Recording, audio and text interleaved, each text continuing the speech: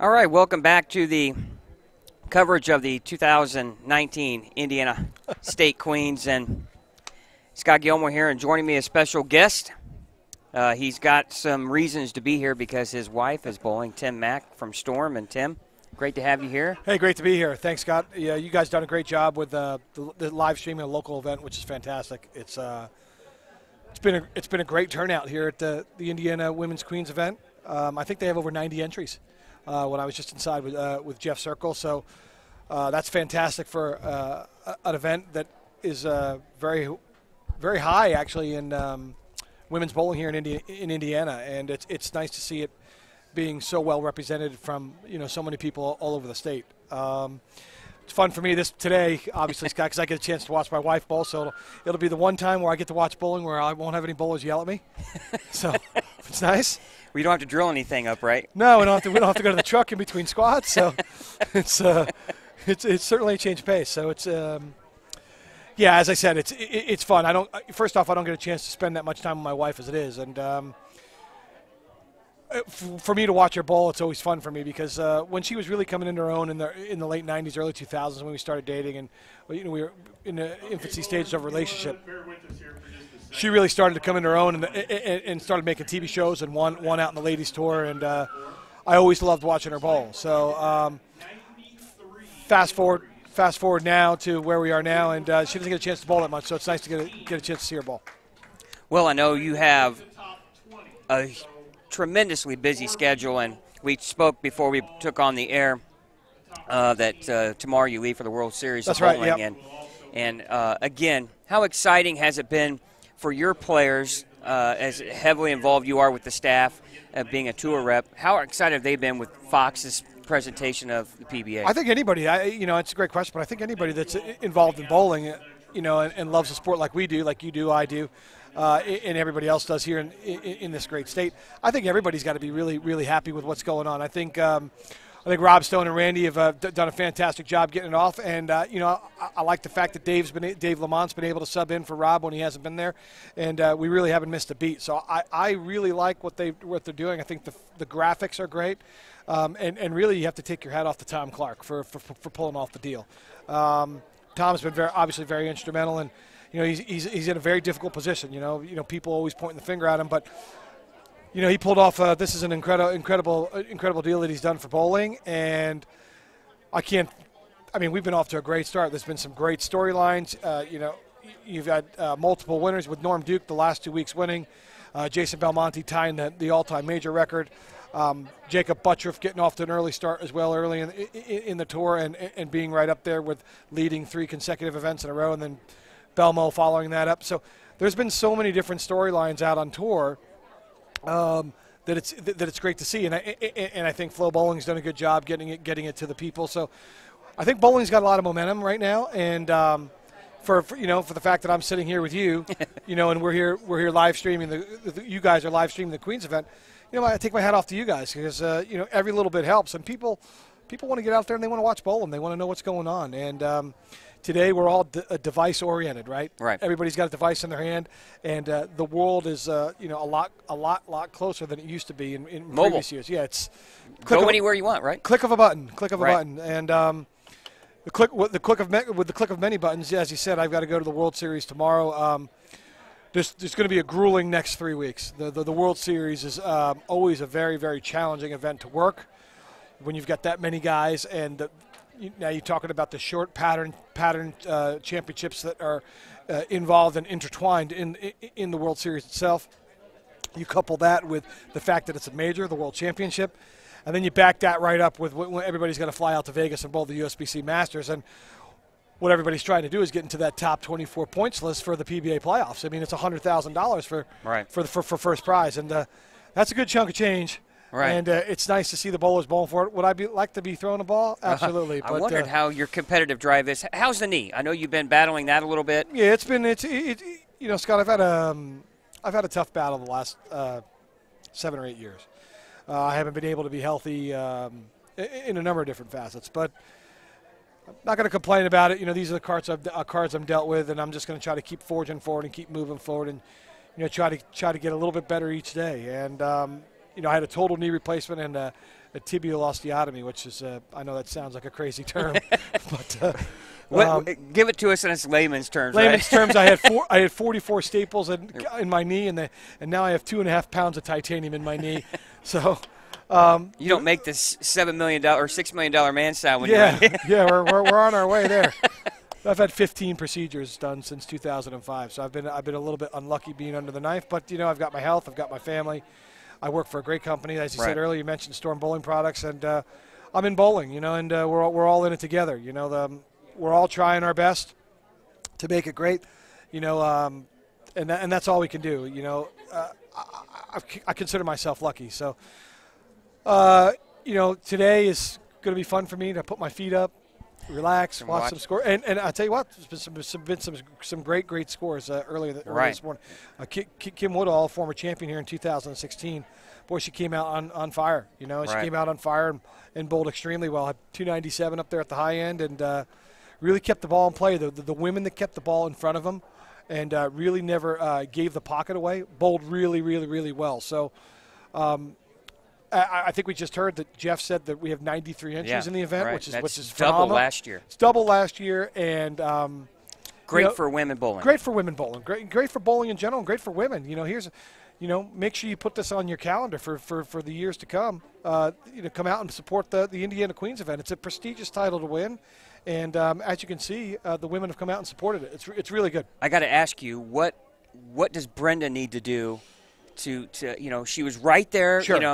Obviously a few shots here and there could have made a huge difference. What do you think she has to do to claim a top 16 Well, she spot? doesn't bowl that much anymore. That's for starters. But her competitive desire and drive is always there, and her fundamentals from foul line back are still, for me, the best I've ever seen. So, I think she needs to shut down her angles a little bit and stay a little bit further right as long as she can. The problem is, she can't stay as far right as some of those other girls because her rev rate is higher. Right. So her rev rate's higher, and her ball speed's a little slower because she's so diminutive and small. So, and with her not practicing, she doesn't have her legs under her. But she does bowl league on Friday nights over at Hindle here in town in Indianapolis, and has been able to put a couple games in the last month. So, I would anticipate she's going to attack the lane a little bit differently, and she'll be okay this next squad. Well, I know you're going to step aside and help her with some coaching. And sure. I know for you, probably you haven't lost any of the competitive drive. No. And that's coming. That even goes back to your football days at Penn State. Yeah, those are good days. And how much do you live that through some of the current players that you guys represent? Well, that's a great question, Scott. I mean, one of the things I bring to the table, I think it's about positive energy and trying to get. You always stay in the present and look forward. You can't look back. You have to have a defensive backs mentality when you're bowling, and I did that also when I was a bowler. So I think I get enough trust and respect from the guys because I bowled with a lot of those guys and won a lot of tournaments with those guys in the field. So they trust also, some of the things that I'm able to convey, and also what our tour team comes together, myself and Jim Callahan and Steve Jacobs, and we got Dougie Kent now working with us, and Lenny Borsch has been with us. So we all bring something different to the table, and I think the thing that I do is it's a little bit more of an energy and a little bit more of a positive reinforcement. And this game can be so mentally debilitating. It can chop you down, from left to right. I say this often, even when I get into flow bowling with the flow bowling guys. Bowling is a game of pain, and how you manage your pain, one shot to the next, one frame to the next, one game to the next, one tournament to the next, determines how much success you have. Right. So it's really in some of the formats that we bowl, it can compound you, it can smother you, and if you allow it to, it can bring you down. So for me, not only remember, I know what they're feeling. Right. When you have You've been there. Yeah, when you have 54 in the fourth and you haven't thrown a double in 8 shots, I know what you're feeling. Right. So I can know exactly what the player's feeling and also try to convey what I think they need to do to get out of that rut and get them going and into the right direction. Well, we'll let you get back with your wife, Brenda, as qualifying for the 2 p.m. squad's getting underway. But what a lot of people don't realize, this guy considered one of the greatest amateur players in the history of bowling. And Tim, we appreciate your time. Scott, thanks for having me on. You guys doing a great job, and let's have a good second squad. I'm sure we'll see this guy on TV at the World Series of Bowling. We hope so. All right, take thanks, care, Tim. guys. Thank you. All right, Tim Mack, everyone, and we're going to take a quick break. And once qualifying has begun, we'll come back on the air And for the 2 p.m. squad here for the Indiana State Queens, again, a large turnout here this weekend, over 90 entries here for a chance to win the tiara and the trophy of the Indiana State Queens. So we'll be back with the 2 p.m. qualifying squad right after this.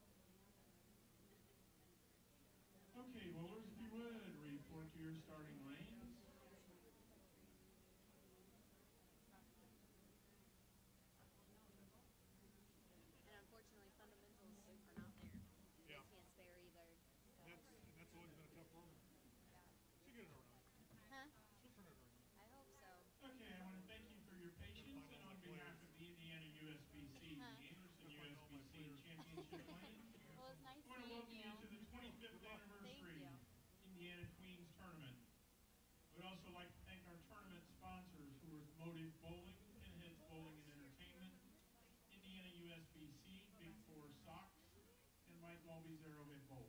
With their help, we are live streaming this qualifying, and we will be live streaming the match play finals tonight. Today's qualifying is 4 games. You'll be identified on the monitors by a letter. Please bowl using the same letter all 4 games. After each game, we ask that the A bowler record all the scores on both the top series recap and the bottom game sheets, and the B bowler verify and initial those. It is each bowler's responsibility to verify that your scores are listed correctly. Please take the scorecard with you, skipping 2 pairs to the right and bowling on the 3rd. You'll be adding 6 lanes to the lane you're on, moving right.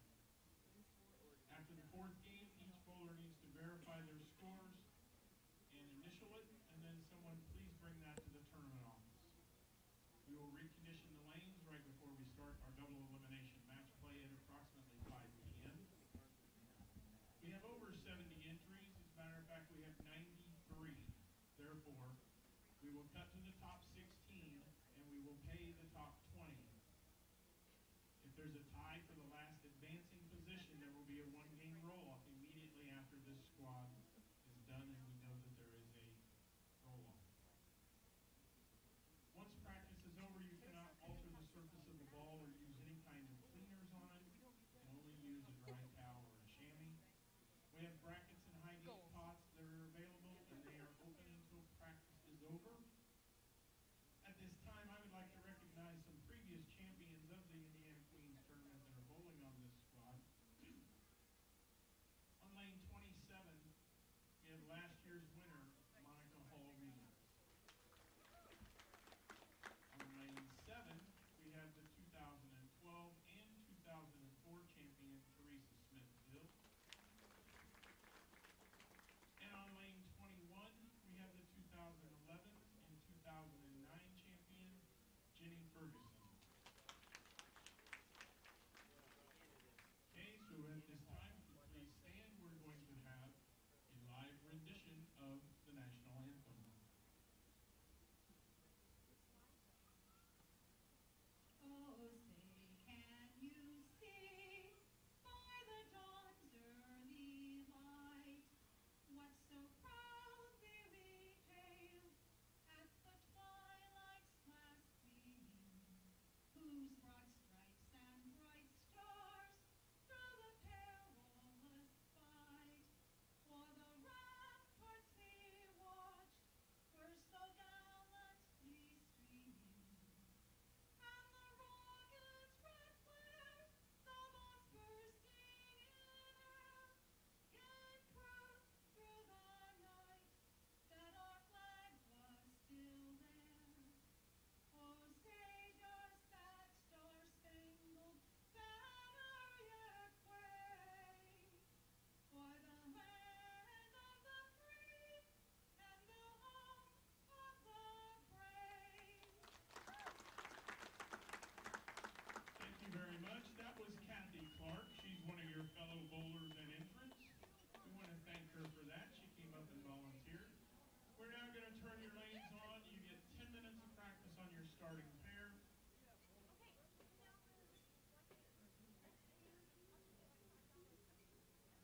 And once the score comes up, you can hit your check marks on each side. It'll get your lanes turned on so that you can practice.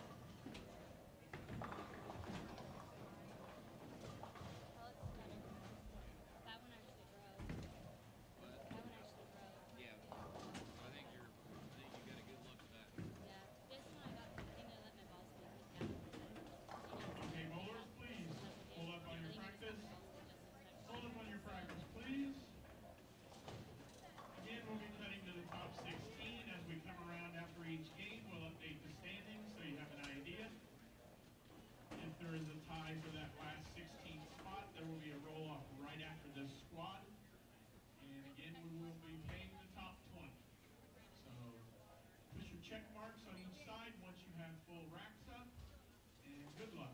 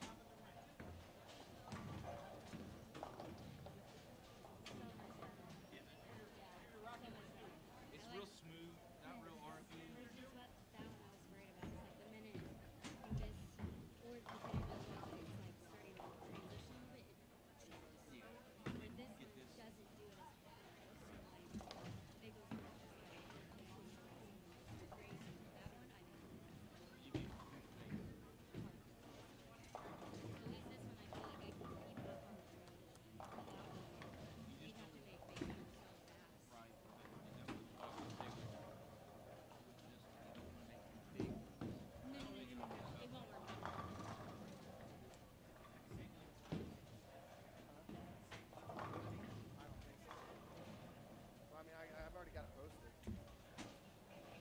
Ready?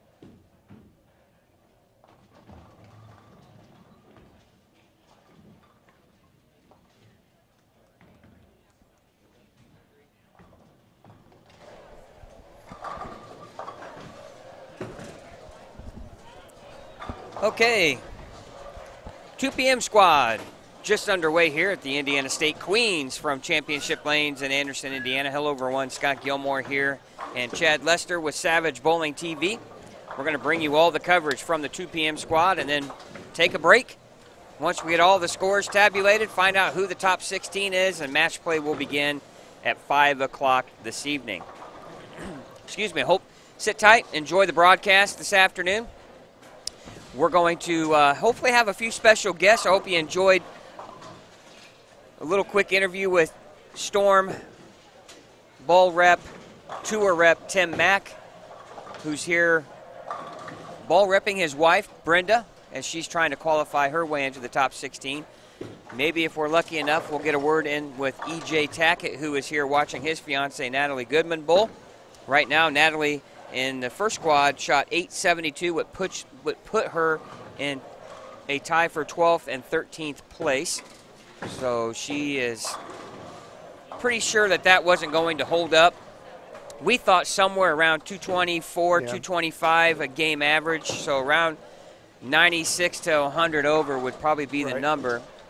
So Chad and I will bring you coverage of the first game or so. We're going to try to steal David Slavin from Big Four Sox to come in and talk with us here for a game or so. And again, if we can get anybody else, we'll try to grab those two as well. But anyway, sit tight. We enjoy you, or thank you for watching the broadcast. Also, don't forget, go on Twitter. Follow us at Savage Bowling TV. Mention anything about the Queens. Hashtag Indiana State Queens, Queens, Savage Bowling TV, or whatever. Do that before the end of this squad, and we're going to give a lucky winner a pair of Big Four socks.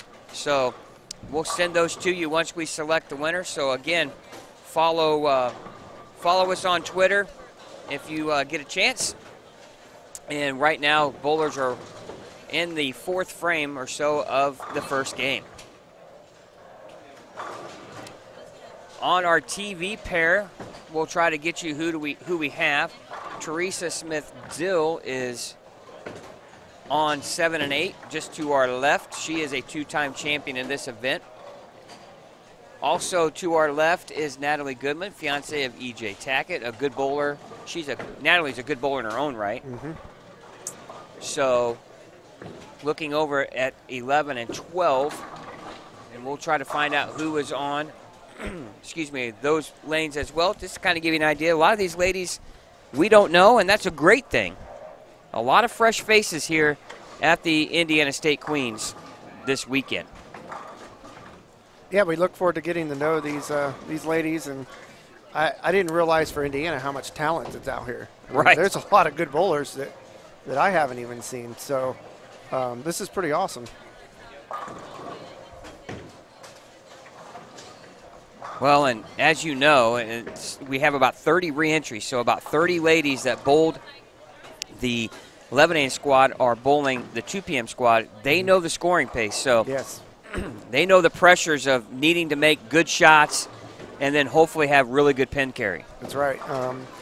They know what they need to do to make that cut, and I'm sure a lot of them have the adjustments in mind that they need, to make it, get those extra pins.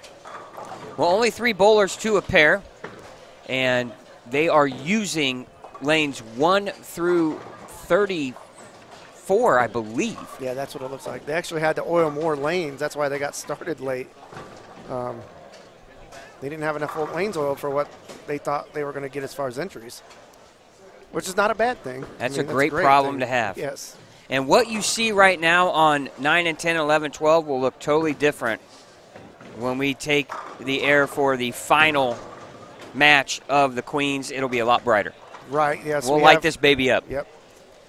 Turn on our lights. It is a darker center over the approach area, and it might be kind of hard to see people's faces right now, but it should be a lot better once we get to that final match later tonight.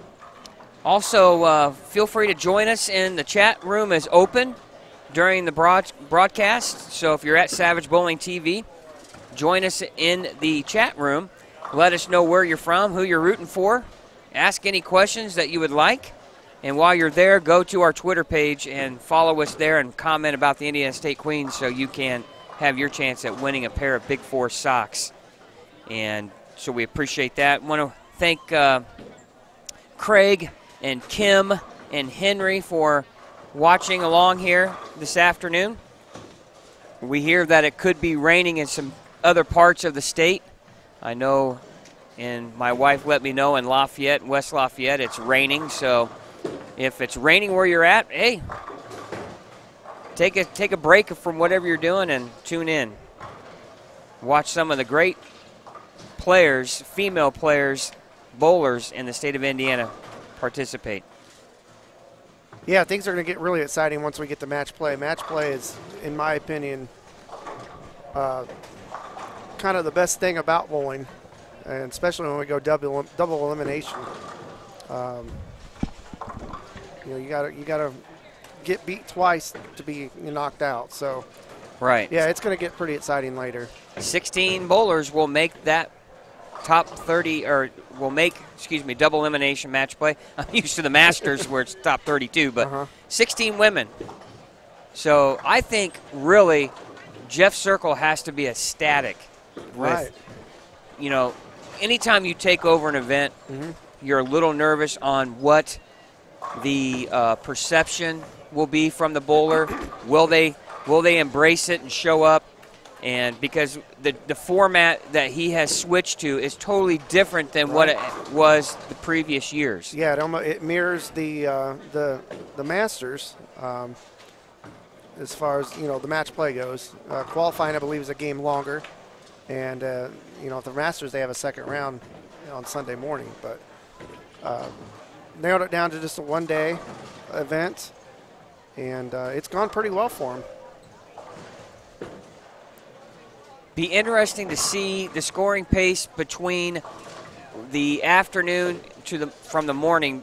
I think, Chad, as you're very familiar with lane patterns and creating patterns for in your bowling experience, even though every time you strip and oil, you're changing a little bit of how the condition will play. Yeah, that condition's going to get you know, more into the lane, I guess you could say, and gets a little bit tighter.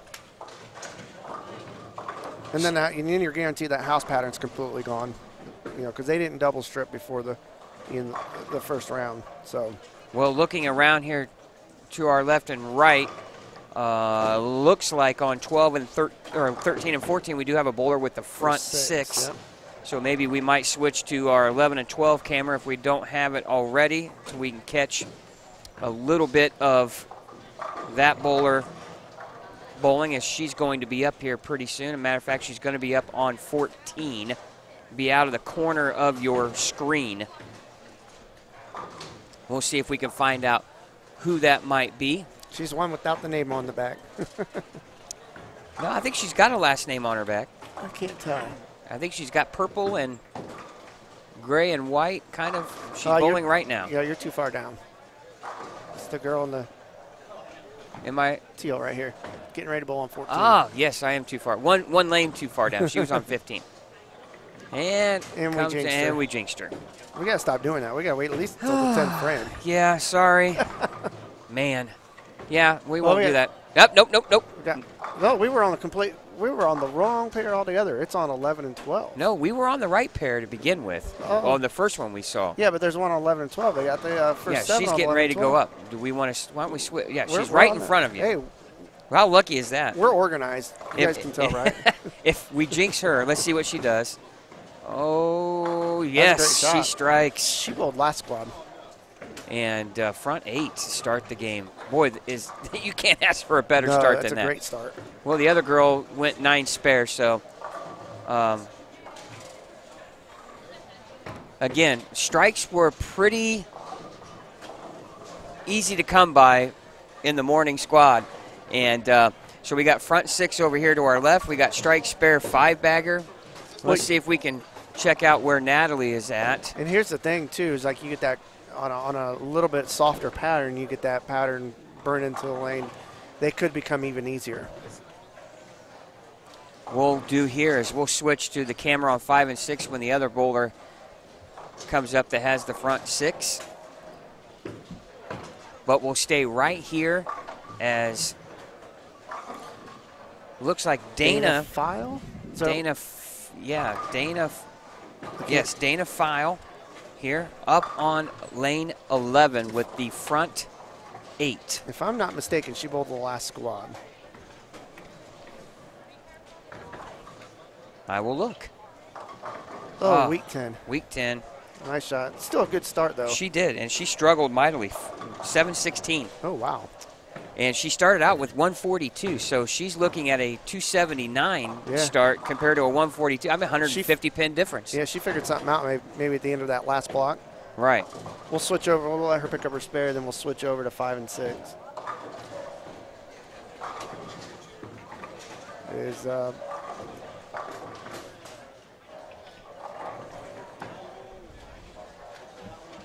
And she gets it. Okay. And actually, this, I believe, Nicole, You see her to the right of your screen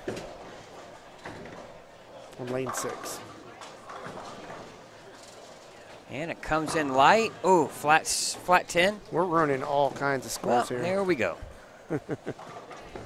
Now we'll stay right here because Natalie Goodman has a game going as well. Strike 9 spare 6-bagger. And she's going to come up on lane 4 to your left of your screen. This is EJ Tackett's fiance. And EJ showed up here just a little bit ago to help out. And she goes high flush for her strike. So a great start for Natalie here. So you know who's going to take all the credit in the world for this? EJ. I'm going to give a lot of credit to Natalie. You can tell somebody until you're blue in the face what to do, but if they don't execute it. Right. And Nicole makes her spare, so 6-bagger, 9 spare.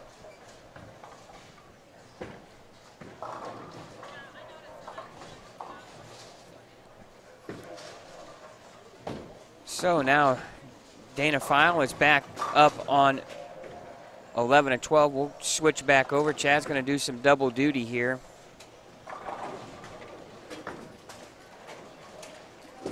Up in the 10th frame. Strikes out for 279 if she does. Oh, high one. flush. That looked like a little more of a confident release. Maybe the nerves caught up with her a little bit there in the 9th frame.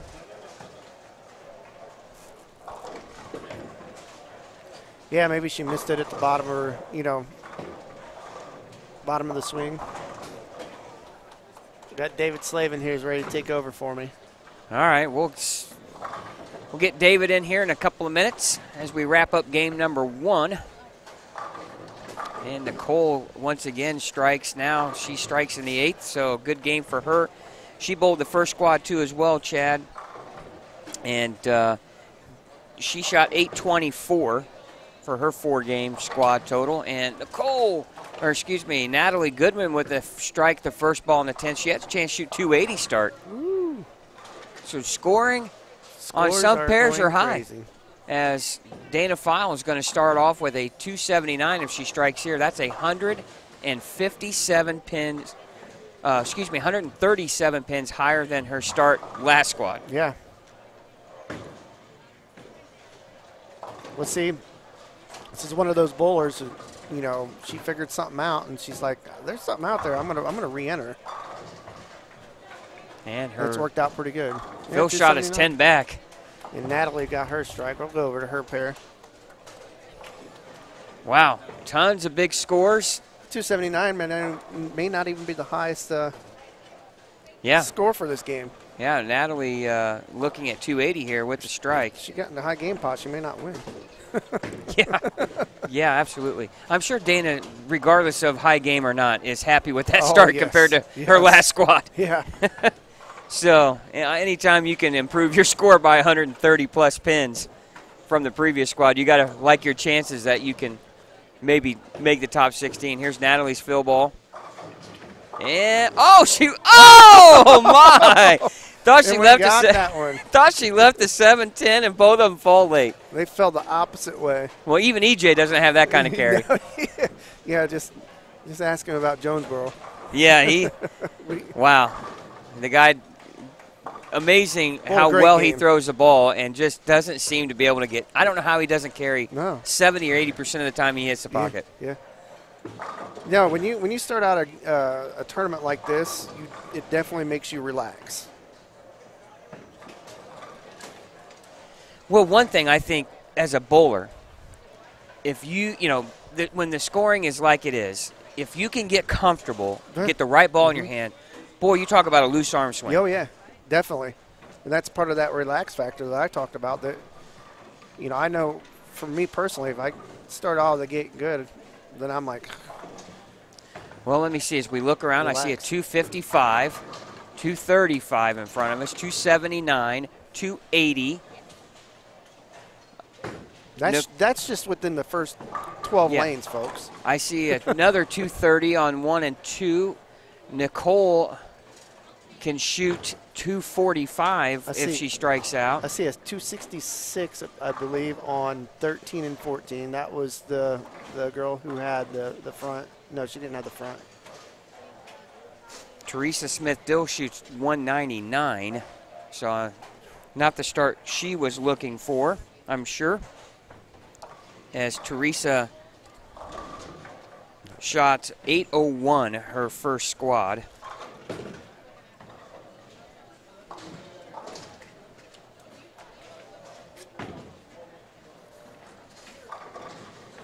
Ashley Black.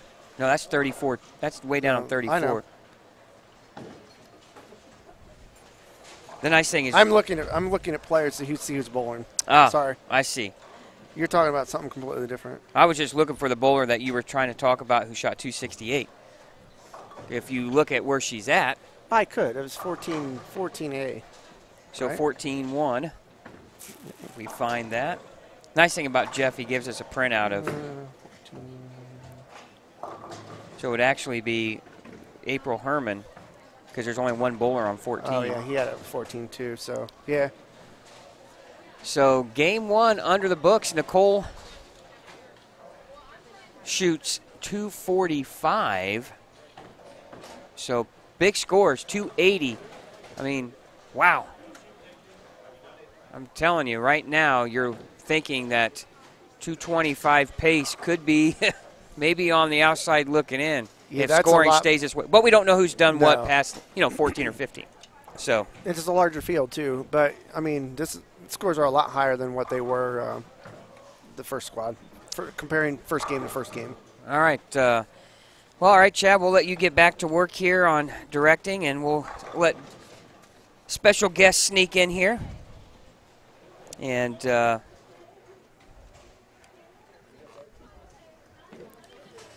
one of our favorite guys from the bowling world. This guy does a lot of things.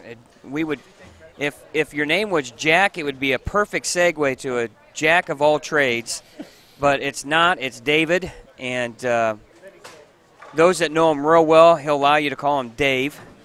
Absolutely. But Dave Slavin joins us here inside the broadcast booth, and Dave, you big part of your grassroots marketing campaign has been to jump on board a lot of these state events, Indiana Scratch Classic, Ebonite Lafayette Open, Indiana State Masters, and now the Indiana State Queens. And I know it's exciting for you, and it seems like a lot of the grassroots bowlers themselves has embraced your product, Big Four Sox. Oh, absolutely, absolutely. I was pretty excited when Jeff Circle and the guys from the state asked me if I was interested in helping with the live feed and help sponsor. It was pretty cool. Obviously being an Indiana guy and an Indiana bowler, it's you want to help the guys that are actually here. So it's one of them things to where you always want to promote guys that are bowling in our state, around our state, and and help push a product that you're involved in. So and God, man, these girls, this game has been pretty incredible scores. Yeah, scoring pace extremely high, and we weren't surprised by that. Yeah. They're running a modified house pattern. It's the Gateway Arch that Kegel has. Gateway Arch it's conducive to high scoring pace, but you also have a situation where you have the best female bowlers in the state of Indiana participating on this. So when you put a high scoring pattern with really good players, you're going to get high scores. Well, and it's just funny. You can see some of the girls that bowled the first squad, and then the changes that they made for this shift. It's really it's fun to watch. Right. And from the bowler's perspective, sometimes it's hard to watch, but yet it's fun to watch and watch some of the adjustments that they've made and their ball changes and surfaces, and it's good for our sport, and it's good for Indiana. I mean, it's incredible. I think Jeff said they had like 48 last year. We Yeah, had 93. 93 this year. And Phenomenal. And I know you guys have done a great job pushing it through your stuff on Facebook, online. I've really tried to do a lot of that myself this year to get some of the girls here, and I honestly think between the state people and their Facebooks and their Twitters and your guys' stuff and mine, I hope that was a big part of it, Right. And it's pretty cool to see this many girls and this many really good ladies here bowling.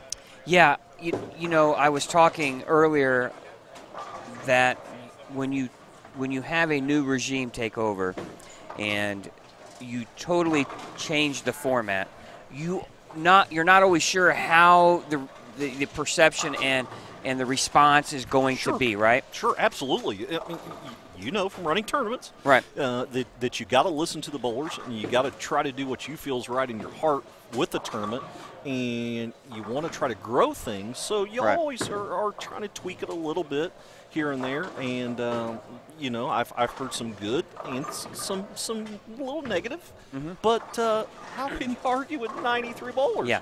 I mean, Yeah.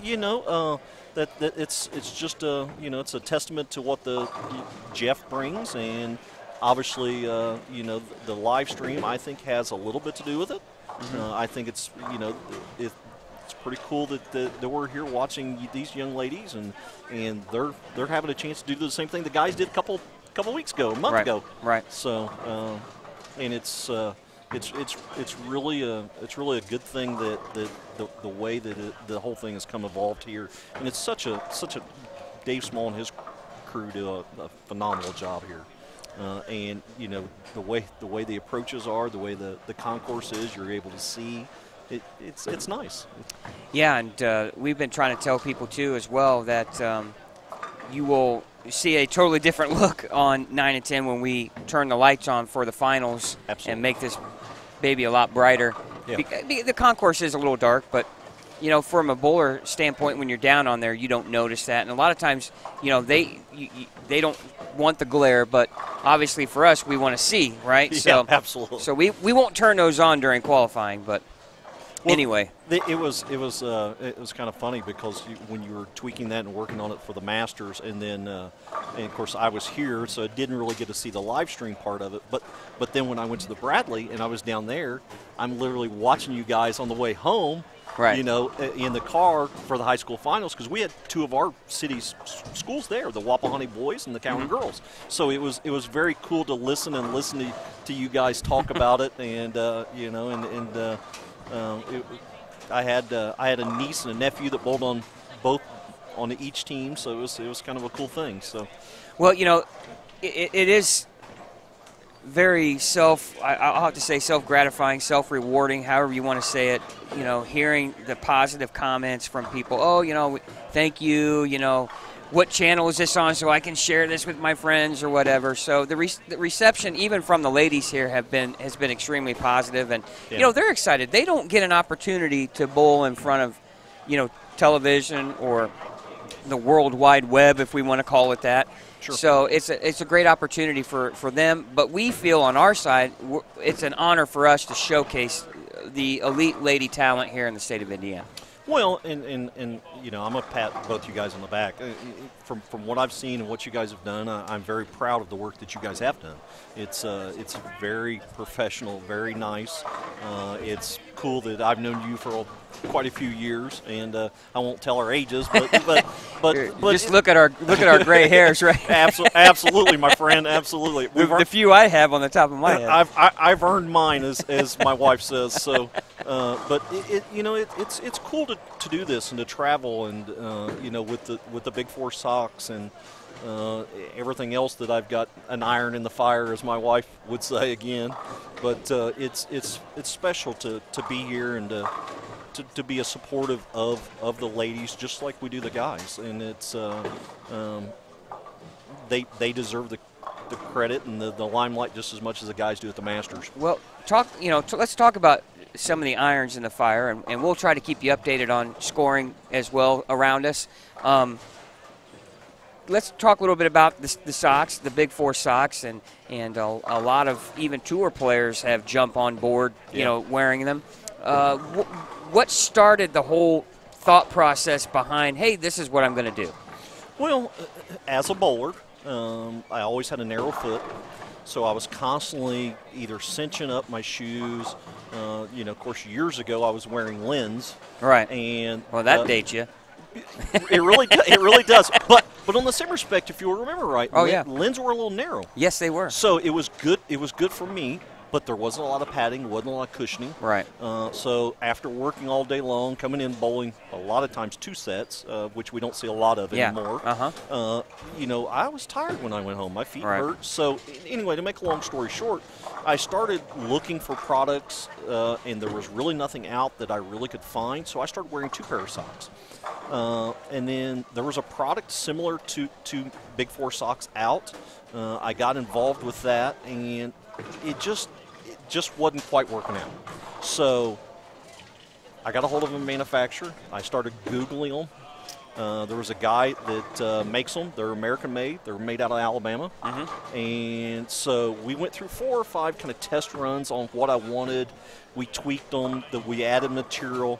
So when you actually see one of the socks, the heel and the forefoot is just like wearing 2 pair of socks. And then around the ribbing, around the arch, we've added arch to basically, because as you bowl or you work or you walk or whatever, your arch will actually drop. That's what makes your foot tired. Okay, that it's really not the padding in the heel and the forefoot so much, but it's your arch. And then to keep blood flow, we added compression in the sock. And then all the other products that I'd ever seen were hot. They made your foot really, really hot. So we took a material and made it real thin on top to where the heat would come up out of the bottom of the sock up to the top and kind of allow your foot to breathe. Right.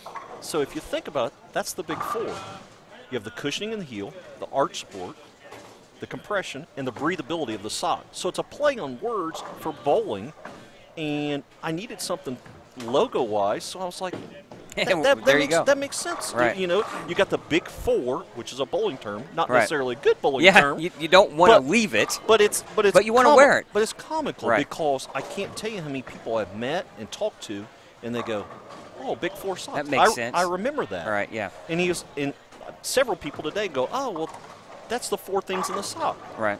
So I wasn't trying to make it that way, but it really allowed me to where people were putting the two together and remembered it. Right, kind of fell into place. Yeah, absolutely. Right. So, Right. So I got a friend of mine Monty Vaughn, that coaches the Ball State girls team. Mm-hmm. He built a website for me and controls it and does it all for me. So, which is worked really well, and it's pretty simple. It's www.big4, the number 4, at .com. I mean, it's pretty cool. I would have never envisioned a couple years ago by making some socks for myself, and I literally made some socks for 3 or 4 guys, which was Ronnie Russell, EJ Tackett, and Matt Ogle. And I actually went to the tour stop in Indianapolis and gave them some socks and was like, "Man, you guys got to try these." Well, next thing you know, there was bowler after bowler that was contacting me, and I'm like, "Whoa, this is blowing up." Right. And then a mutual friend of ours got a hold of me, Shannon O'Keefe, and she was like, "Hey, tell me about the socks." So I started explaining a little bit to her about the socks, and so I got her some pairs, and you know, she's been a big supporter and wears them, and it's just crazy. Kind of windfall from there, right? It really is. It's amazing how well that the socks have taken off, and it's one of the coolest things that you can be. So. Well, we're getting a lot of stuff from the chat room. Matter of fact, what do we have here? Chris Cundiff is watching. We appreciate that. And he responds, "One of the best products I have used, wear them all the time, whether it's while I'm bowling or not. Thanks for all the help you have given me with the product over the years." And then another listener, I shouldn't say listener, viewer, "Do your socks work on someone with size 15 wide feet?" Well, I don't know necessarily about the wide. They do go all the way up to a 15. I'd be happy to, if you'll send me a message on Facebook. You can look me up at Dave Slavin. We'll have a white icon that says Big 4. I'll be happy to talk to you about them, or you can send me a message off the website. You can email me through there. Be glad to get a pair to you, and you let me know if they fit a 15 wide. I had a young man that played basketball that actually just got a pair, but he had a narrow foot. So, but I'd love the feedback and get back to us on it. So that would be great. Yeah, if we type this in here, and you tell me, Dave, if I'm typing it in right. Is that right? Nope, socks. That's right. Big4socks.com. Yep. There we go. Yep. And it should pop it up. That's the website Yep. you need to go to. Send David a message. Hey, and you might find yourself with a size 15 in your mailbox. And since the last time I've sat with you, I did come out with a youth sock, a smaller version. All it is just fits the smaller sizes, and I come out with a crew sock, a taller sock, because guys were going to nationals and they didn't want to wear small socks. They wanted to wear the dressier, tall socks. Mm-hmm. So those should be up on the website here in the next couple days. I've just been crazy busy. So it's a good thing, right?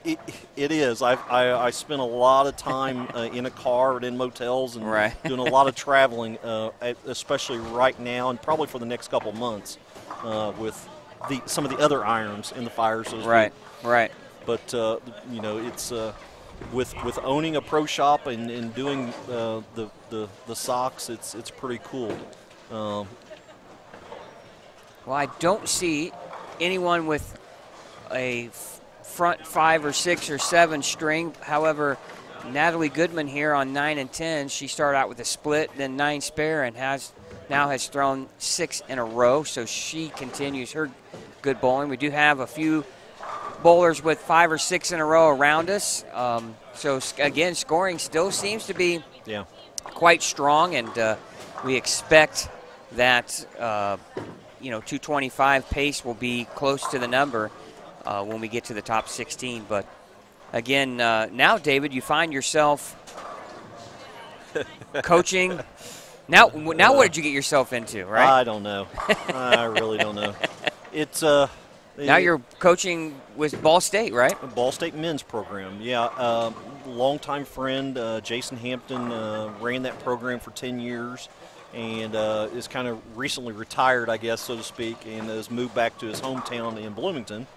And so the guys got together and they kind of asked me if I was interested in coaching, and so me and the assistant coach that did it last year, because obviously it's going to be hard for me to do it there's just going to be times that there'll be times that I can't be there every week. Right. So the young man that actually helps me with the socks, Craig Monroe, is actually also going to be the assistant. I won't even say assistant. We're more co-head coaches. Right. We will do everything together and make decisions together, and that's kind of the way I like it. So. Right. Good. He's a good young man. Bowled for me at Muncie South when we bowled. He's the 2013 Indiana High School state champion. Yeah. Lefty, and he won it at Alby's Place up in Lafayette. So, and then he went on to bowl for Ball State. Had a 300 on a sport shot. Was a tournament MVP. So he knows a little bit about the game. Knows a little bit about the game. Knows some, yeah, absolutely. So, and I kind of have adopted him, I guess, so to speak. He's kind of my mini-me, and he travels around with me, and so it's been a good thing. He's a good young man, and really, really excited about the Ball State thing. It's something that after coaching high school bowling for 11 years, I took 7 girls teams to the state finals. I didn't really have any ambition to coach college bowling, but I don't know. It's pretty exciting. So we've signed a couple kids in the last couple weeks. If everybody comes to Ball State, because we're a club sport, so we don't have scholarships to offer, but if everybody comes that tell me to come in, I've got 14 new kids to the program. Wow. Well, you guys will be at then you'll be at All-Star here in a few weeks for the club championships, right? I don't think they're in yet. Really? No. We were 2 out the other day. Okay. So they were just outside. They finished 83rd in the country. Ball State did this year, so they actually missed sectionals. All right. So in club nationals, they were like I said, 2 spots. So the team this year was hoping that a couple teams declined or couldn't or something happened to where they could get in. So, but the last I knew and talked to Jason about it, the coach that's still coaching, and we kind of officially took over March 1st, me and Craig, but the season is still kind of ongoing from last year. So, but it's pretty exciting to go to these kids' hometowns and sign them and their parents and it's I think there was, God, I hope I don't forget no one. I think there was four Ball State ladies that were bowling the first quad. Wow, so that's nice. I tell you, not to interrupt you, but going back in my day, if a guy that I knew bowled for Ball State would have been on your team right now, I don't know how long you'd have coached, and you know him quite well yourself, and that's Mr. Doug Anderson. I know Doug really well. Yeah, he is a character. If you noticed, God, I don't remember what year it was, but there was one year that they had some funny bowling on ESPN. Yeah. That they actually, it was college bowling, college kids. They had to get up and do some funny things. That was actually on TNN. Okay, was it? It was Rockin' Bowl. Okay, so they had to, Yeah, I was in there for Purdue. Yeah, I know exactly what you're talking about. The one time Doug had to get up and get 21 or not over in 3 shots. And he jumped up on the ball return after getting 21 and just was getting the fans all excited. and it's on YouTube. I will have to get the name of it because man. I'm telling you what, it's funny. So, but yeah, Doug works with me in my shop. So obviously that's another iron. So it's pretty cool that that Doug helps in the shop, and he's a staffer. He's a character. Oh, absolutely, he's a character. So He hasn't changed a bit. That's what he just gotten older. That's it. well, don't tell him that. So he don't think he gets older. So Well, he doesn't. He hasn't got the gray hairs yet. not to me and you do. That's for Yeah. sure. That's for sure. He But, gives gray hairs, Yeah. He. but he hasn't gotten any yet. Yeah, he is a fun guy to work with and around, and it's amazing. Natalie's going to shoot 230 here. Yeah, So, she's going to back up the 280 start with 37 at 230, and I have a feeling that EJ's going to take a lot of the credit for this, and I don't know. I don't buy it. EJ's eating. He don't Yeah. even know He's she's feeding his throwing the face ball. over there. He's adding to his 116-pound frame, isn't he? Yeah. He's trying to carry 8s and 9s. He's got to get some weight on. Uh-oh. I'm a little bit heavier than 116 now. I didn't say the one. He said that. So. Oh. Who put a microphone over there? That's Chad. You know how Chad is. Goodness. He's glad to know that now. He's like, I didn't want to say anything I shouldn't have, right? Yeah. You never give EJ a mic when he's eating. It looked good. I haven't eaten lunch yet, You so know what? whatever he had, I was about ready to go over there and see if he had any leftovers. So the girls were bringing food by plate after plate earlier, and I looked at Craig in the sock booth, and I was like, "Are you kidding me? I'm getting hungry I now." know. But yeah, it's Yeah. I don't know. I see a few 230s. Yeah, scoring around us isn't as high as it was the first game, but we thought that transition could be a little bit different today in the second squad from the first because of reapplying a pattern. Anytime you strip an oil multiple times, it does change. Jumping pairs. Right. And we know in this house, the low end of the house is much different than the high end. So Yeah. Well, I mean, you get that in every house. I Right, mean, yeah. Where it gets warmer in front of the counter, wherever the counter may be, in regards to the – Well, I said after game 1, when I was watching the scores, that I thought the cut would be about 220, about 880. so you were thinking you're low. Well, look at 8th place, the first squad. Well, first I squad think in I 8th was place, close. 905, Yeah, so 105. yeah, so I'm 880 right now would put you somewhere around 11th. yeah, but So you're not so too after far one off. game, I was 20 something pins off. So you're talking 5 a game. So that was close. So and it's I think you're right though. I think they're going to go up a little bit. I think it's going to be closer to 900. Yeah. Which, hey, like we said earlier, you put the best female bowlers in the state on a pair or on a pattern that's conducive to some high scoring, you're going to get high scores. Absolutely. And the sheer volume of numbers increasing too Right. is also going to help some. Yeah, of that. more So, bowlers. absolutely. It's gonna rise. That cut number is gonna rise like yeast, right? It's just gonna go up. Well, we'll let you get back to your booth, and again, let the people know how can they order a pair of socks. Pretty simple. You can hit me up on Facebook, or the easy way is to visit me on the website, which is www.big4@.com. Big4socks.com. There you have it. So, And I will say this as I let you get out of here. The more I wear them, I feel like the more comfortable they get. To be honest, it's almost like when you have a bowling ball that you like, the more you throw it, sometimes it just gets a little better and better, and that's kind of how I feel about the socks. well, I appreciate that. There's one thing that a lot of people will walk by and they will say, "Oh, those are just socks." And I always say the same thing. I challenge them. I say, "Well, just do me a favor. Buy one pair of socks, and I'll see you again," because it's exactly what you said. As a child, we wore cotton socks. Right. Okay. Well, cotton socks, as soon as you wear them, they don't feel as comfortable as they did. They stretch. They're just not the same. These socks with the cushioning, compression, the arch support that's in the socks, the materials they're made out of. When you take them out of the dryer and put them back on the second time, they feel like you just pull them out of the package. Right. It feels like just a new sock again. Right. Yeah. So, and that's kind of goes back to what you're saying, and it's just not for bowling. I've got people that wear them for running, just everyday working, and it's pretty cool. So I appreciate you guys. I appreciate what you both do for our bowling industry, especially here in Indiana.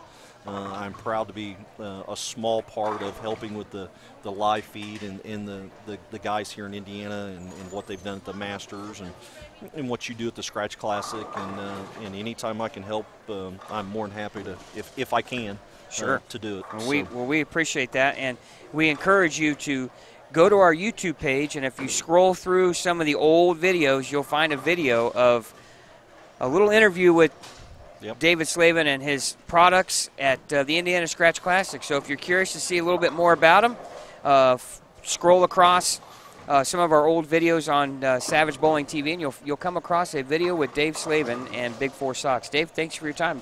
I appreciate it. Before I go, I just see that my buddy Trent Marner just sent us a message, and I wanted to say hi and thanks Trent for all the support and great bowling at the state tournament last weekend. 2,300 scratch all events is a monster number. Yeah, you're making me sick to my stomach, David. Well, I've got to bowl the last weekend, so I'm that 2,300 is a huge number, and I'm pretty proud, because I know for a fact that he had the socks on. He wears them every day, wears them at work.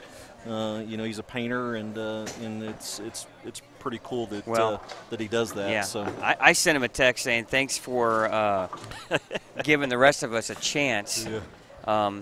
I know now if I miss the first 3 shots of my first game, I'm out. Yeah. Essentially. But yeah. Anyway, great bowling, Trent. By the way, Trent painted the first level of my house, and if I let you win that all events title, Trent, can I get a discount on my basement? I don't know if he'll post anything, but probably not. But anyway, thanks for watching. Zach Spencer, you're hilarious. Who's Trent? Yeah, who's Trent? I don't know. Yeah. So. Hashtag left was easy. Okay, Trent, I'll buy that. It might have been. You still have to carry a lot of shots to shoot 2,300, my friend. I don't care if there's a trough out there. 2,300 is a ton of pins. Oh my goodness. So. I said thanks for allowing me to have a chance in doubles. Yeah. Well, because team's almost out. Oh, I know. 35.91's a huge. Yeah.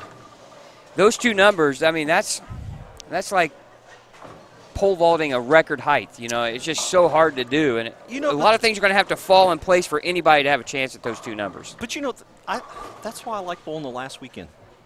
I like to know what you got to bowl. What you got to bowl?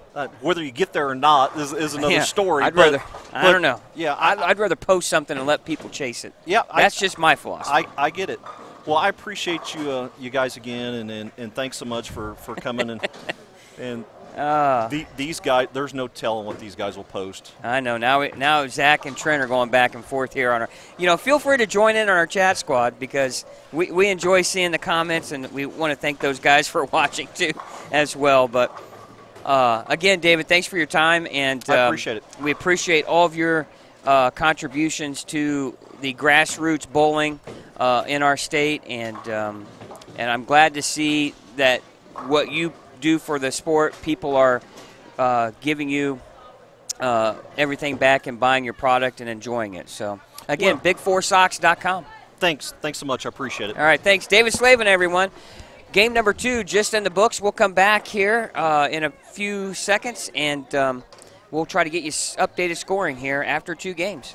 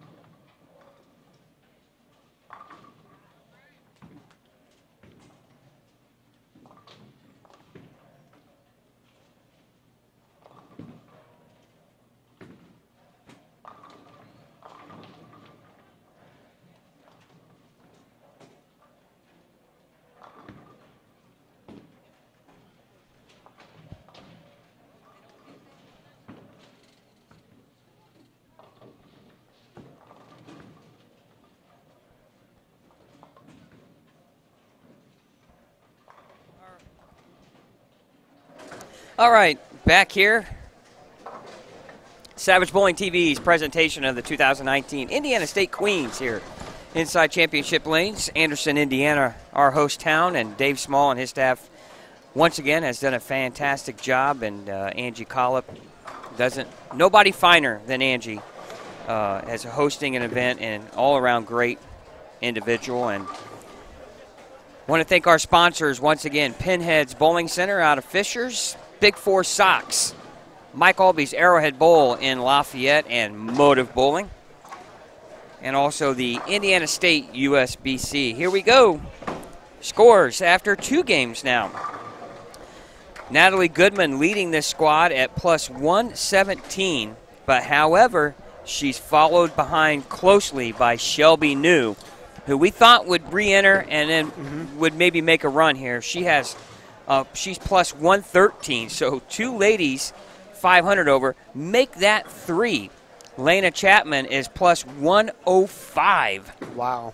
So your top 3 all are 100 over after 2 games. And then Michelle Irvin is at plus 93. She went 215, 278. Dana File, who shot 279, she kind of struggled a little bit if you call 202 struggling, but she's at plus 81. Faith Hall is at plus 70 in this squad. Teresa Smith-Dill bounces back nicely after a 199. She shoots 266 to go plus 65. Andy Duff is at plus 59. Taylor Davis plus 52. Jada Mukabe is at plus 52. Elizabeth Sims at plus 49. Chelsea Kiefer at plus 43. Those are your scores here. Monica Hall Mills, last year's champion, she re-enters. She's at 32 over after 2 games. And another past champion, Jenny Ferguson, she's at plus 24. So that's Lisa Seyfarth re-entered. She's at plus 11, but Lisa's already in right now at plus 88. So let's go back to our top 10. And as we look, Holly Pitchford, who shot 234 her first game, really struggled game number 2 with 169. Brenda Mack not bowling where she would like to be. She is minus 3 after 2. Christy Schaefer, Jerica Heibel is bowling again. Let's see if we can find her, as we now have quite a few bowlers. I see her first score, but I don't see. The difficulty looking for bowlers is all combined. He combines all of them after 2. So I don't see. Well, they don't have. So she's not in the top 72 as far as scoring. Jerica isn't after 2 games in squad number 2. So that's after 4. Yeah, that's in the 11 a.m. So anyway, Monica Hall Mills she shot plus 50 her first time, so she's plus 32. She's ahead of where she's at in the last squad. But if we look right now, your top 16 would be plus 74. Plus 74 would be top 16. That's going to change a lot here in the next after the next game. So anyway, there's your updated standings. And Kim, there you go. There's your update.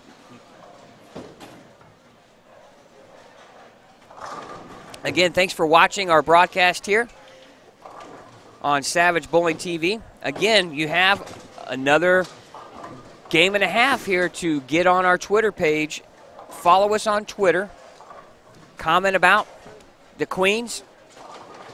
And make sure you mention us in there. And inside, before this squad is up, somebody's going to win a pair of Big Four socks. So we're going to give a pair away. As you just heard David on our live stream broadcast, it's pretty good stuff.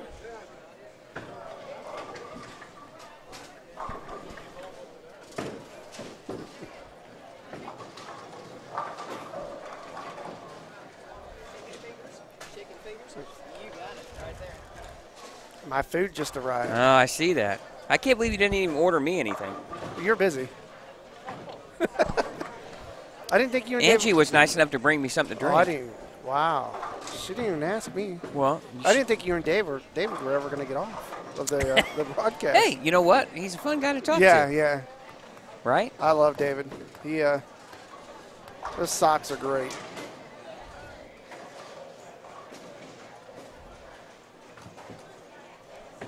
Yeah, I was talking to a relative of Shelby.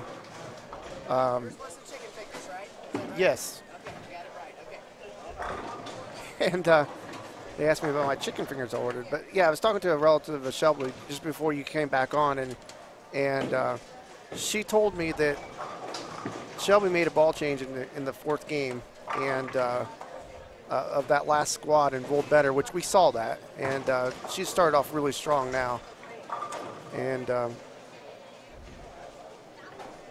she made a comment that bowling against the women are much different than bowling against the men, because I made a comment about how she went so far in the Masters.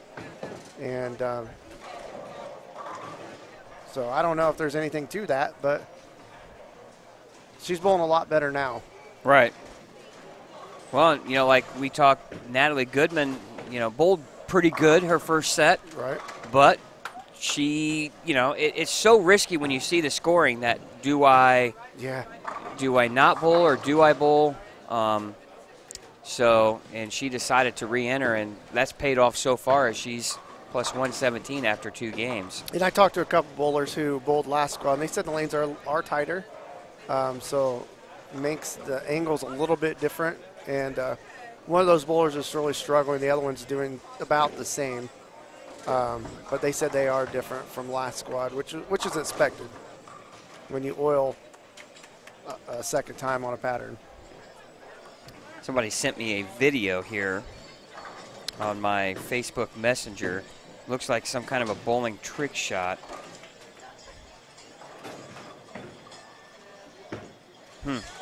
Interesting.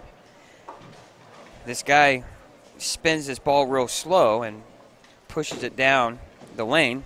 Anyway, I'm going to explain this to you. And then he grabs another ball and lofts one over the top of it, throws a strike, and the pin setter sweeps and then resets his pins. And as soon as the rack comes up, this ball that he spun hits it and gets a strike too. Wow. And so there you have it.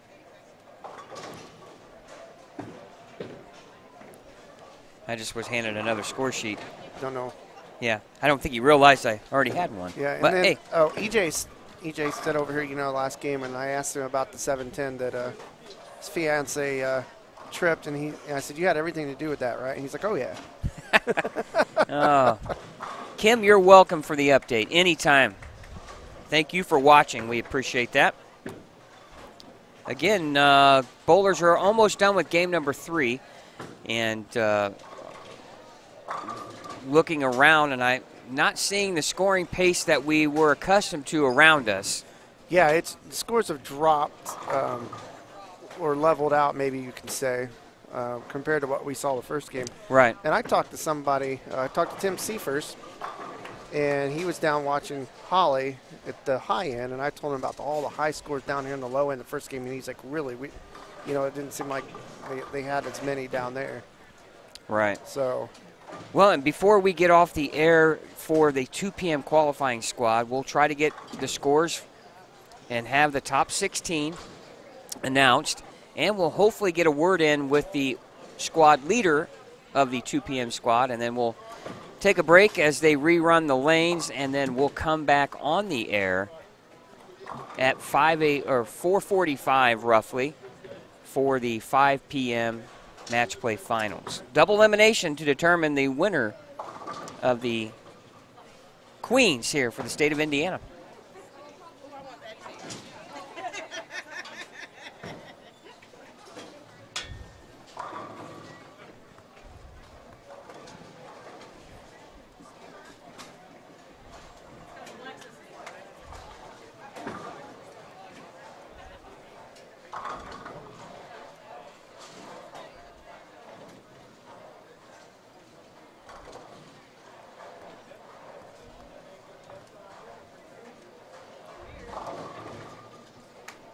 That's Shelby New right in front of us here on 5 and 6, and She could really use another strike here in the 10th frame. Chad, if you want to switch that to 5 and Sure can. 6 for us, and we'll watch Shelby New, who was 113 over after her first 2 games. She's here on lane 6. She'll be coming out of the right side of your screen.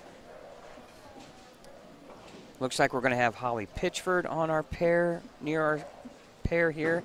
But here's Shelby New, second ball in the 10th. She needs this one to shoot 200 for the game. Oh, 10 back. And now there is. Stubborn pin rolling across. Get in the pit and try to love someone. That's what Rob Stone would say.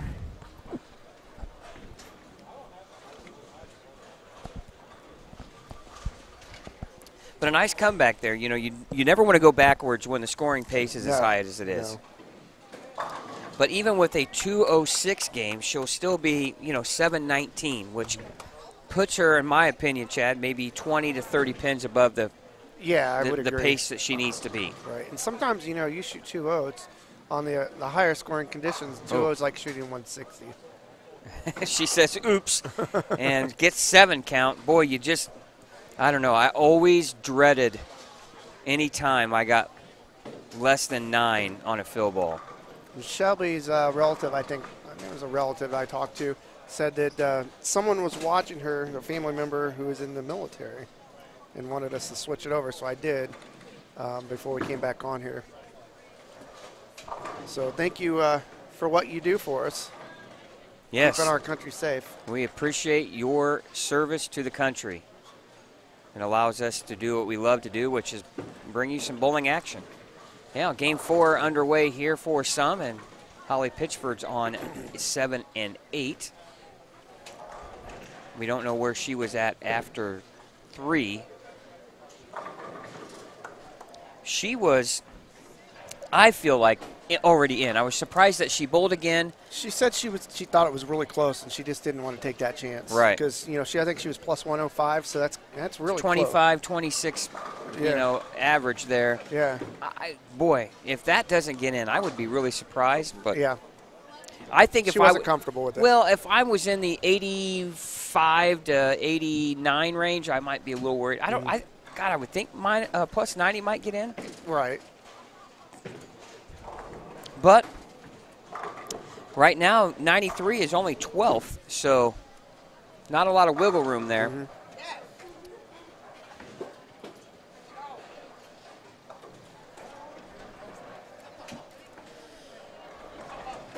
And Lisa Sims is also with, I believe Michelle Irvin is on bowling with Holly Pitchford too. So some good bowlers on.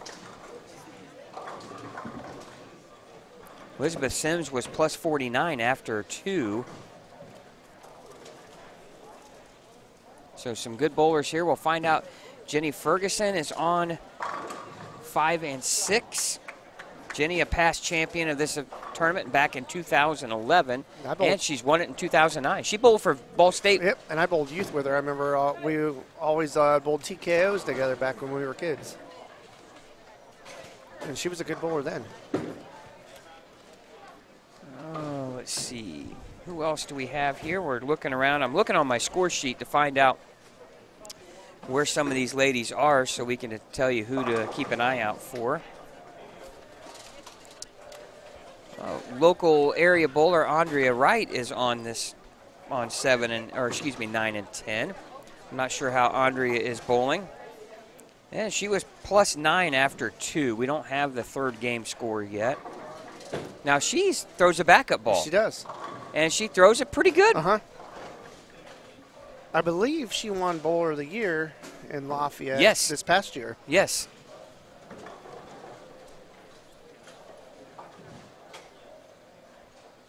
But a little bit of an unorthodox style, but she does it well. Holly comes in light. Leaves a 10-pin here on lane 8. We'll get a look at Andrea here on lane 9. You'll see what we're talking about. I just cannot get my wrist to do that.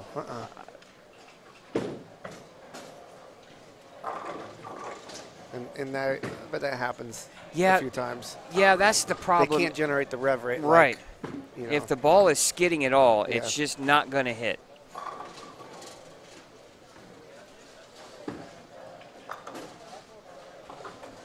Now, back in the day when I was much younger, I went to a seminar, a bowling seminar, and there was something, I can't remember exactly what it was said. There was something different physically in women versus men on why they were such better bowlers, you know, why they could do the backup ball. Oh, she So makes a she spare. looked it up. Yeah. We're not going to say anything to her. You know, they always say, well, you must have left that quite a bit because you know how to make it. But but Andrea, she's a wonderful, Yeah, wonderful lady. And she walked off the approach like she's done it yeah, before. yeah, she said, nah, no big deal. Yeah. That's like a 10-pin.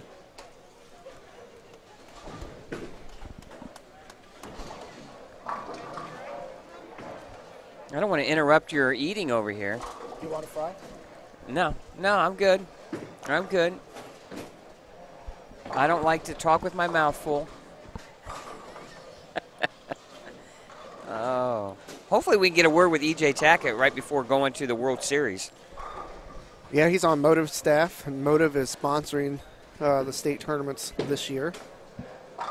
Been a great supporter of all the state tournaments. Yeah, we want to thank Motive Bowling for that. E.J. really the face of Motive Bowling, in my Right. opinion. Mm-hmm. And I'm sure Motive would say the same. As anytime you got the number two player in the world, essentially, you know, you got to feel like, thank you. Right. I'm sure EJ has sold quite a few bowling balls in his day for Motive. And, of course, you know, Brett Spangler, one of the developers for Motive and one of the tour reps as well. Mm-hmm. Such a great guy. From this area, actually, originally from the I think from the Muncie area, if I remember correctly, and left-hander, good bowler in his own right, great guy though. But And Motive was a relatively young company when EJ signed. yeah, Kind of an unheard of company as far as bowling goes, and I think he's kind of put them on the map, really. yeah. You know, and it's, you think about it, how hard it would be to start a company, a ball company, and to get traction. You're right. Because Storm and Ebonite and Hammer and Track, Brunswick. Columbia 300 and Brunswick are so far out in front, right? As far as time, they have, you know, such a head start on any startup company, and now you have you have 900 Global, and so you have Roto Grip, you have, you know, Deviate, so it's really hard. And Motive, you're right, has come from a long way back in such a short period of time. That's right. And with having the number 2 player in the world throwing your stuff, it helps you gain traction immediately. Yes. And I looked outside a little bit ago. Looks like it is. It's dark. It's dark. Looks like it might be raining here. I'm hoping it's not too wet when we have to pack our stuff up here this evening. It's going to be a fun drive home, but at least it's not snow. I'm done with the snow. I Yeah, hope Mother Nature's done with the snow. I'm past that myself. Again, Ralph, Wow. I'm not sure what. I bet she averages over 200 in league. Or close to it. Yeah, I'm not sure what But she was bowler averages. of the year in Lafayette, Indiana. Yeah. This past year. Yeah, she's bowled really well. Matter of fact, she was runner-up to our City Queens.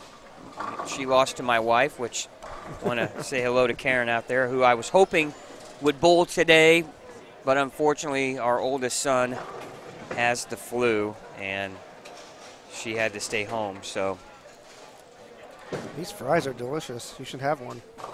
yeah, rub it in. Rub it in.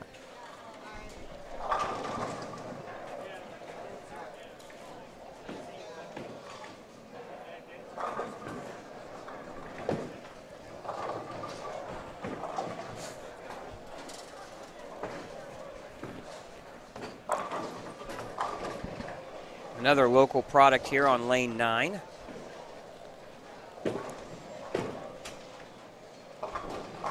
comes in high. Had a double working in the third and fourth. Leaves the 6-10.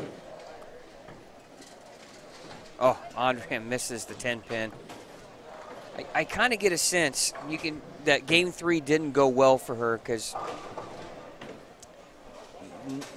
not a lot of pep in the step, right? I didn't mean to interrupt you while you were feeding your face. Well, I should turn the camera on here to us so everybody can watch Chad feed his face with chicken fingers and chicken strips and fries. Fortunately, I'm the guy at the controls. So you'd actually almost have to push me out of my chair to Yeah, I know. change the camera. Things we do. Yeah. Things we do. But you know, it's a long day, and you know. Yeah, I know. You got to eat. Got to eat. You got to eat. You thought you might order something for me. Hey. I asked. No. I didn't ask. I know. You didn't even ask. All of a sudden, I look to my right, and you're going that way, away from us. Well, I just took the opportunity. It's like, oh, I don't have to talk for a little bit, so I'm going to get some food. Again. Thought I could eat Right. while you guys do an interview, but it took a little bit longer because they're busy. Right. Again, go to our Twitter. Follow us at Savage Bowling TV. Comment on the Indiana State Queens. Before the 2 p.m. squad wraps up, before we leave the air for the 2 p.m. squad, if you do that, you'll have a chance to win a pair of Big 4 socks from David Slavin's company. And again, thank David Slavin for being a part of our live stream broadcast. And want to thank everybody watching the Indiana State Queens. First time ever we bring you the women to the live stream, and we're excited to broadcast some of the top female players in the state. And I'm telling you, really impressed to see the good turnout of women bowlers.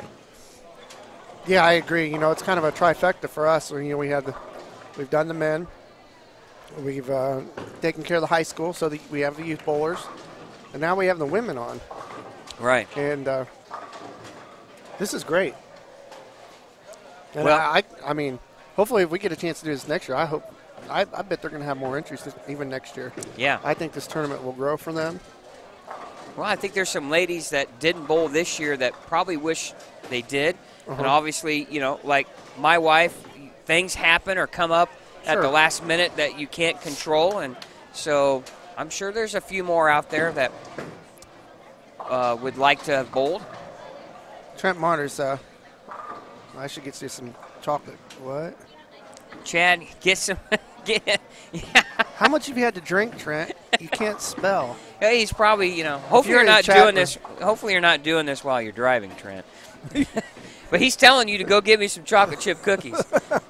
Now, I will say this. Trent is right.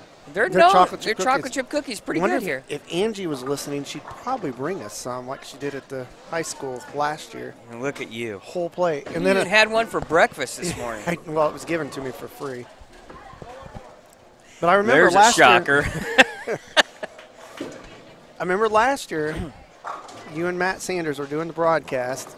Angie brings the plate, and I get to the cookies before you guys. I know.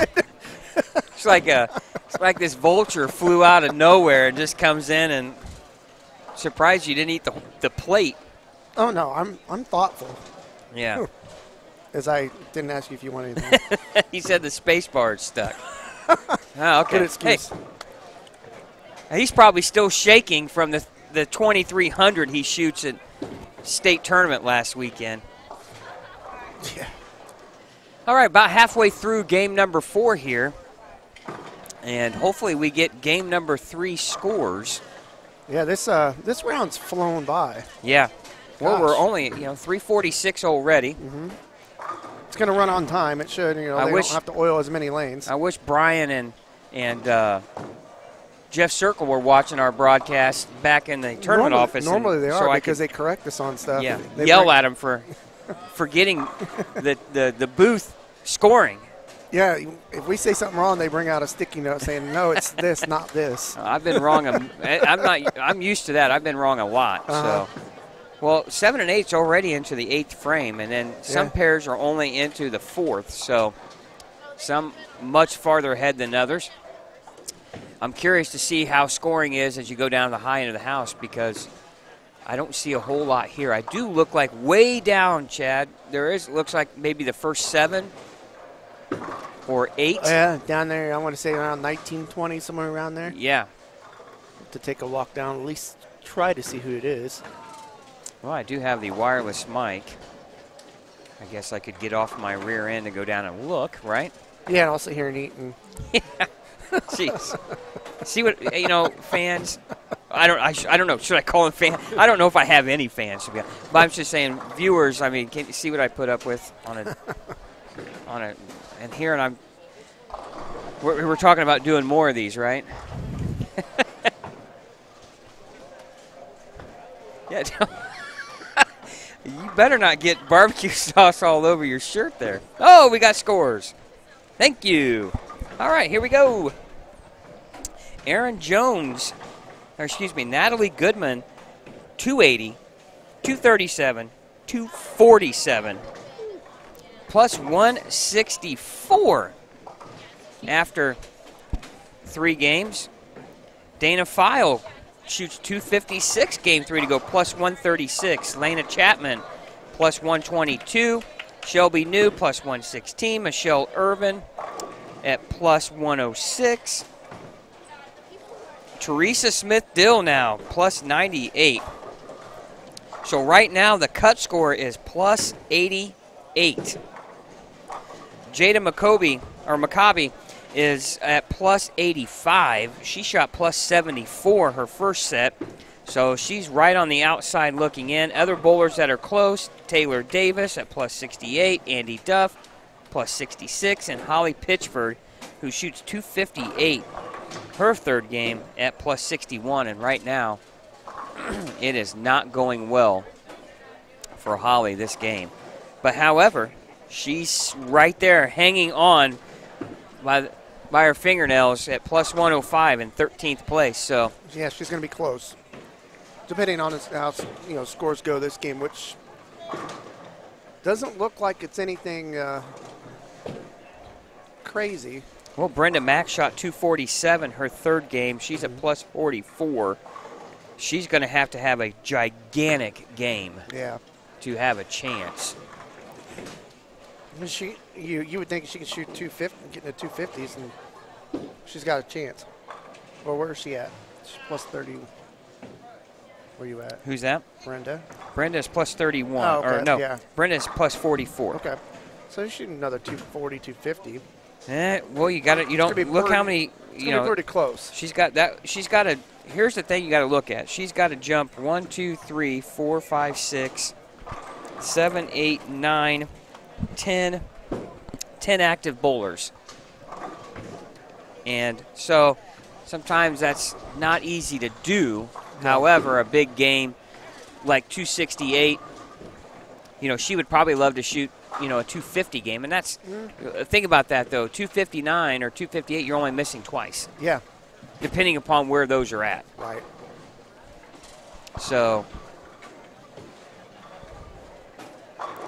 right now, I'm still going to go. I still think 85. I think it's going to be higher than that. I think 100, right around 100 over is probably going to be close. Yep. Well, and Holly said before the squad started that she didn't think 105 was safe. Comfortable. Yeah. Think about that. Yeah. 105 over for 4 games, and you're concerned. One, that just shows you how good these ladies are. And she just couldn't get anything going this third game. She was right there to, in her mind, she was hoping to shoot about a 250 game to beat her score from the last set. And we're going to see some good matches in match play. Yeah, I think we're going to see some really good bowling here, and excited to see what happens here in the double elimination match play. Again, we're going to stay on the air until we find out the top 16, and hopefully we'll get a word with the squad leader. Yes, the squad leader, and might be an end up being the overall leader. Might be Natalie Goodman. Yeah. She's got a 27-pin lead over Dana File. But she shoots 190 and somebody else shoots 240 and somebody 50 pins behind her could go right around. You just never know. Right. With the scoring the way it is. Obviously Shelby New is bowling real well this game. She went spare, strike, open. If you want to go to 11 and 12, you're on it. She's bowling right now on lane 12. In the 9th frame, working on a 5-bagger. Make it 6. Yeah, she's dialed in, it looks like. Shelby's a really good player anyway. Yes. And she can compete with the boys. And she's saw one at of the those, Masters, yeah.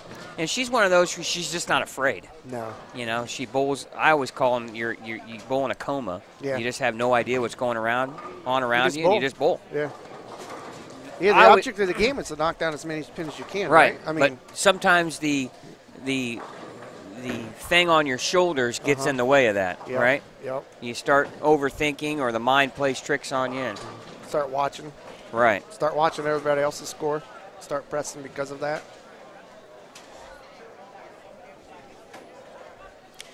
Well, this is going to be extremely close cut. And here's the thing. You know, they talk about the Masters, the tough score, the tough lane condition, the scores are so close. You can have the same on an easy pattern, too. Yep, sure can. Sometimes, I'm a grinder. I would much rather have them a little on the difficult side. I'd much rather have to shoot 220 than 250. I just don't carry the percentage that some do.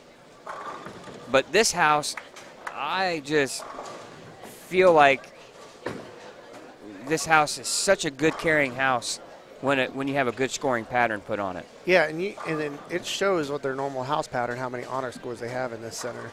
Right. I mean, every time I turn around, I follow championship lanes on Facebook. Every time I turn around, somebody's shooting 300 or 800. Well, Michelle Irvin, I believe, went open in the 10th to shoot 193. If that's the case, Chad, that would take her from 106 over to 99 over. And that could be costly for her. And Shelby New washes out in the 10th. She leaves the 210. She knows that's costly. Well, she is in good shape, though. Yeah. Plus 116. After stringing that many strikes, you don't want to open in the 10th. Well, I'm not sure 2 pins will make a big difference for her. I think I go for it. Right. Yeah, I think you just got to try to make it, and if you miss them all. She might get it. And she makes it. She's like, oh, that was normal. Well, that's going to put her at 150 over. She's good. That is easily in. That's what we would say, check please, because she just cashed. That's right. And Jeff Circle kind of showed me the potential prize fund, and I'm telling you. It's good? It's good. I approve. So. And they get the winner gets a entry into the National Queens, right? Yeah, the USBC Queens. Yeah. Where you could bowl against the likes of Shannon O'Keefe and Shannon Pluhowski and Daria Payok and Diana Zavrilova. Let's go down to the low end. I think that's about the only pair that's bowling on our live streams. Yeah, we have a few bowlers still. A couple frames left. Here on 3, 4, 5, and 6. So Shelby New shoots 236, and that'll put her at plus 152. So if Natalie,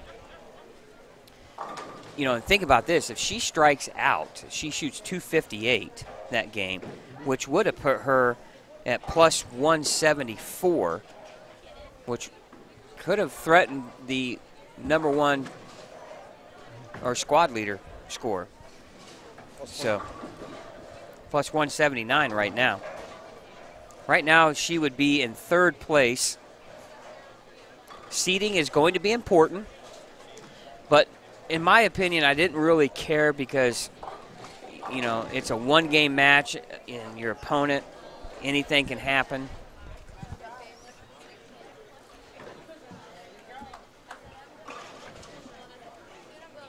Yeah, it's not like in basketball where, you know, you want to get that higher seeding because the teams are so much different in talent. Yeah, home field advantage. There's no home field advantage in bowling. No, anybody can beat anybody in bowling in a one-game match.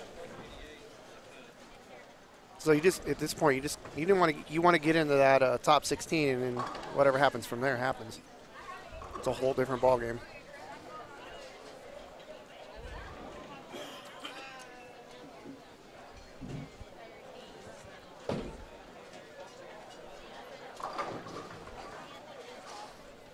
But they are going to pay 20 spots. Wow. So You don't even have to make match play to no, cash. four bowlers will cash outside of match play. So right now that number is plus 72, Morgan Woodard. Mm-hmm.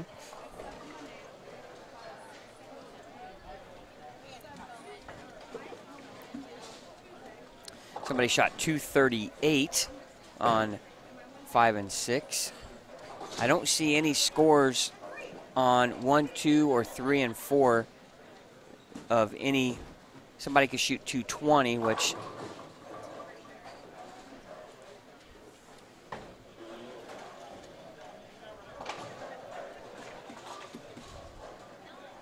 so I don't see anything that would tell me somebody's making a big run Right. on the pairs that are left. Looks like there's a couple of pairs. It looks like Jerica Heibel is still bowling. And I'm telling you right now, you go from 5 and 6 down to where Jerica is down on 33, and it's totally different.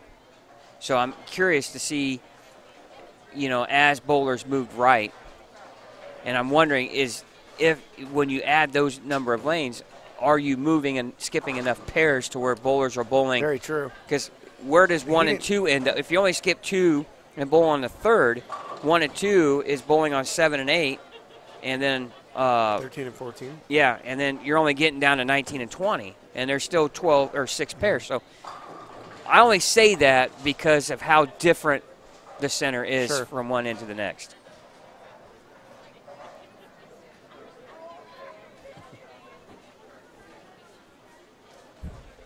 Well, Ralph, to answer your question, become a subscriber to our YouTube channel, and we are going to have quite a few giveaways here in the next week. We're going to have a video on our YouTube channel that will tell you exactly how you can win a pair of Big 4 socks without having a Twitter account. So sit tight and wait for that video to come out, and we're going to have several things to give away. And remember, when we hit 2,000 subscribers, hopefully we can do that really quick, because we're going to give away a Savage Life Columbia 300's brand new ball that is getting a ton of rave reviews. Matter of fact, a lot of the guys on EBI staff have been using that. Tom Doherty threw it on the Indianapolis Open show. I think a few bowlers used it in Jonesboro. Josh Blanchard threw it in the show he made. Yeah. As he said in the he couldn't announce it yet. Yeah, in the interview with Cole, he couldn't tell everybody what it was, so they didn't have a name. And he loves that ball. All right, I think scoring is done. Or so I think one bowling shot is down done. here on 1 and 2, and I think we're done. Yep. The last shot of the qualifying for the State Queens is now. And it's there a it spare. is. And it's a spare. We end on a mark. So no, wait, maybe not. Nope. Nope. She's got to throw nope, one that more was shot. that was her first shot in the 10. So maybe end in a strike. So can we end in a strike? We'll find out. See if we can get a thumbs up or down from Tim Mack. Maybe not. He's going into the walking behind us here. And I think she left a 10 pin. All right, that wraps up qualifying. That wraps up qualifying. We'll stay on the air. We're going to put our headsets away and get scoring, and we'll have a conversation with the squad leader, and then we'll let you know who the top 16 are, and then we'll take a break from the broadcast, and then we'll come back with the 5 p.m. match play. We'll take the air at 4:45. Just sit tight. We're going to get scores before we leave the air. You'll know who the top 16 is. So sit tight. We're going to try to get scoring, and we'll be right back with hopefully the squad leader too as well.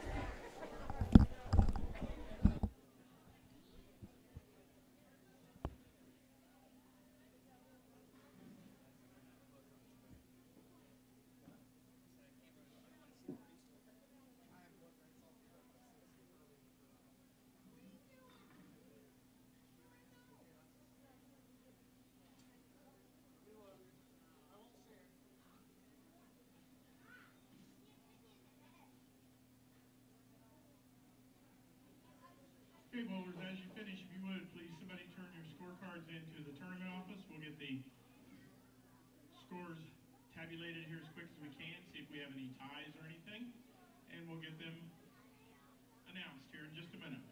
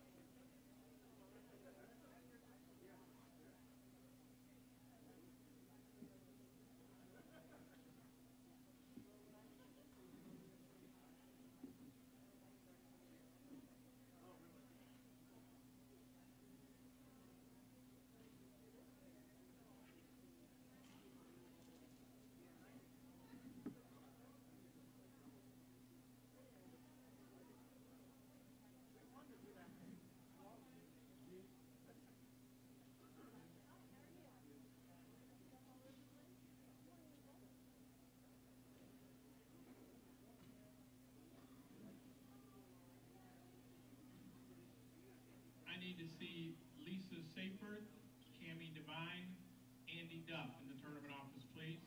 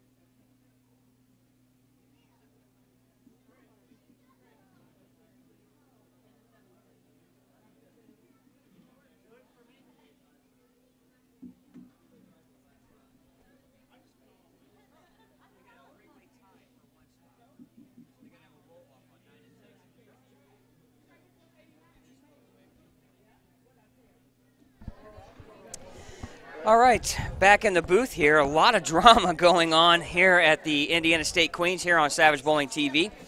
And three-way tie here for 16th place. We're going to have a three-bowler roll-off on lanes 9 and 10 to determine our top 16. And well, you don't have to worry about that, Miss Goodman.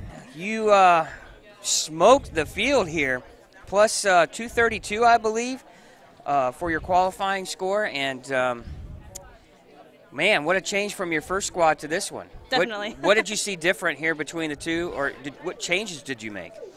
I think throughout the first squad, I was just trying to kind of find it. I was leaving a lot of corner pins, and I just couldn't get them to fall. And so the last game of that block, I actually saw something a little bit different on the pair on the higher end, and thought, you know what, I just really need to square up and move out a little bit and let that ball catch the friction so it'll kick out those corners. And I use the same ball the entire day, the new recoil from Motive that's coming out here soon. So, yeah, I was really just adjusting a little bit at a time until I found it, and then I was able to just free my swing and roll with it the whole block. Well, you got off to an unbelievable start. I think you went strike, spare, and then sheet for 280. And we laughed because of your fill ball in the 10th. Yeah. You had like the 7-10, and they went down like in super slow motion, and we laughed because your future hubby can't carry like that. It's not seeming like it these past few weeks, so.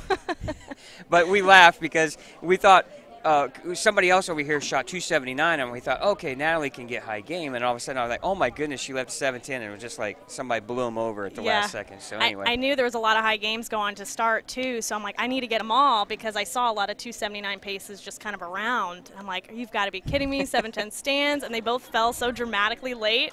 It's perfect. Well, and as you moved across, you know, kept the scoring pace, 230, 240, and then wrapped up with 260. Mm-hmm. Differences did you see from one end to the other? Not too much.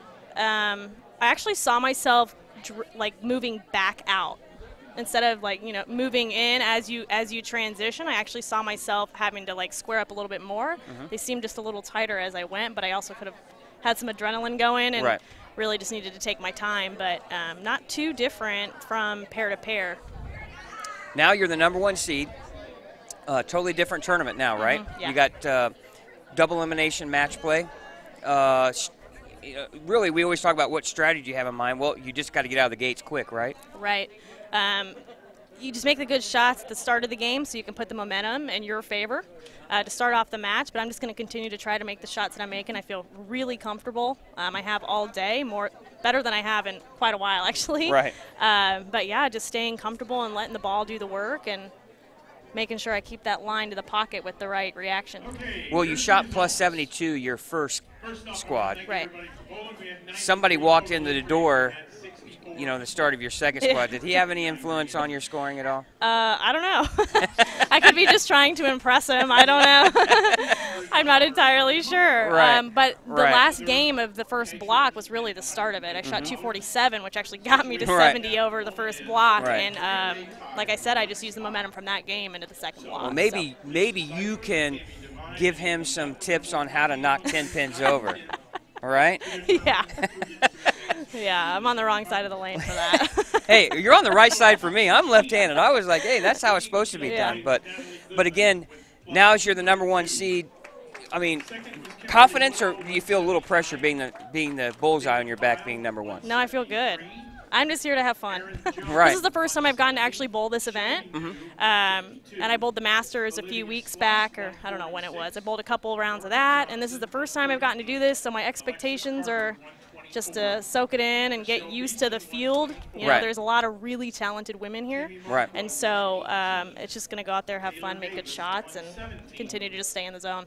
Well, now you have basically when you got double elimination, there's a lot of money at stake here. You know, if I remember correctly, you got $1,200 first place prize, cool looking trophy, but you Yeah. also get a chance maybe to bowl the USBC Queens. How Sure. cool is that? Yeah, I when I was reading through the entry form, I saw that on there, and I thought that was a really cool perk to bowl your state queens and Right. have the opportunity to represent Indiana at the national level. So I think that's pretty neat. Yeah. Now it's not so much as being known as, you know, EJ Tackett's fiance. Now it's more like, you know, EJ is, you know, Natalie Goodman's fiance, right? I don't know about that. Depends what state we're in. I'm from Illinois, so Right. my brother grew up with the same thing. You know, Natalie's Right. brother. But Right. I always joke. I mean, he had a very successful had a- collegiate career, yeah, and so I did as now well. I am his sister. Right. Right. Well, you know, again, absolutely incredible bowling. Thank you. I mean, 230 over for 4 games. That's just mind-numbing to think. Yeah, I'm But, not sure it's really hit me yet. Right. Well, as you know now, though, I don't expect scoring to change much. So, Yeah. again, you're going to have to get lined up quickly. And I guess with a one-game match, you have to make quicker moves, right? Absolutely. So, Yeah. well, congratulations. Thank you. Best of luck. I guess you'll get to sit tight here for a little bit. And as we have a one-game roll-off for the 16th spot, and they'll rerun the lanes, and at 5 o'clock we'll see you take on the other ladies. Sounds great. All right, Thanks for Natalie having me. Goodman, everyone, the number one qualifier here at the Indiana State Queens, shoots 232 over for her 4 games. Good luck. Thank you. All right, back for more right after this.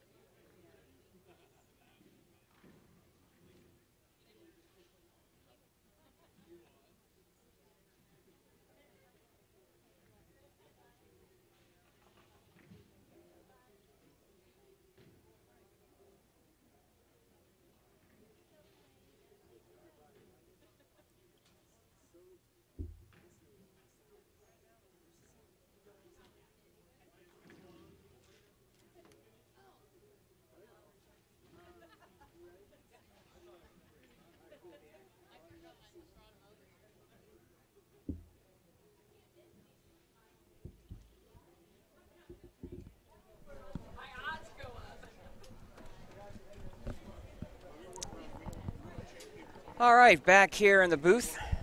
Joining me is a special guest, someone you might be somewhat familiar with. I would assume so. EJ Tackett. And EJ, thanks for joining us. Yeah, no problem. And wow, your fiance tore him up. Yeah, somebody asked me earlier who was giving the lessons, me or her, and obviously she proved today who gives the lessons. It's not me. Yeah, she just got off to a great start and just never took the foot off the gas. No, she bowled great the whole time. She's throwing the new Venom recoil from Motive, and definitely did the right thing this morning, and she threw a lot of really good shots along with that too. Well, as we talk a little bit more about a few things, we're getting ready for a one-game roll-off here between three players. We had a three-way tie. Yeah. 16, 17, and 18th.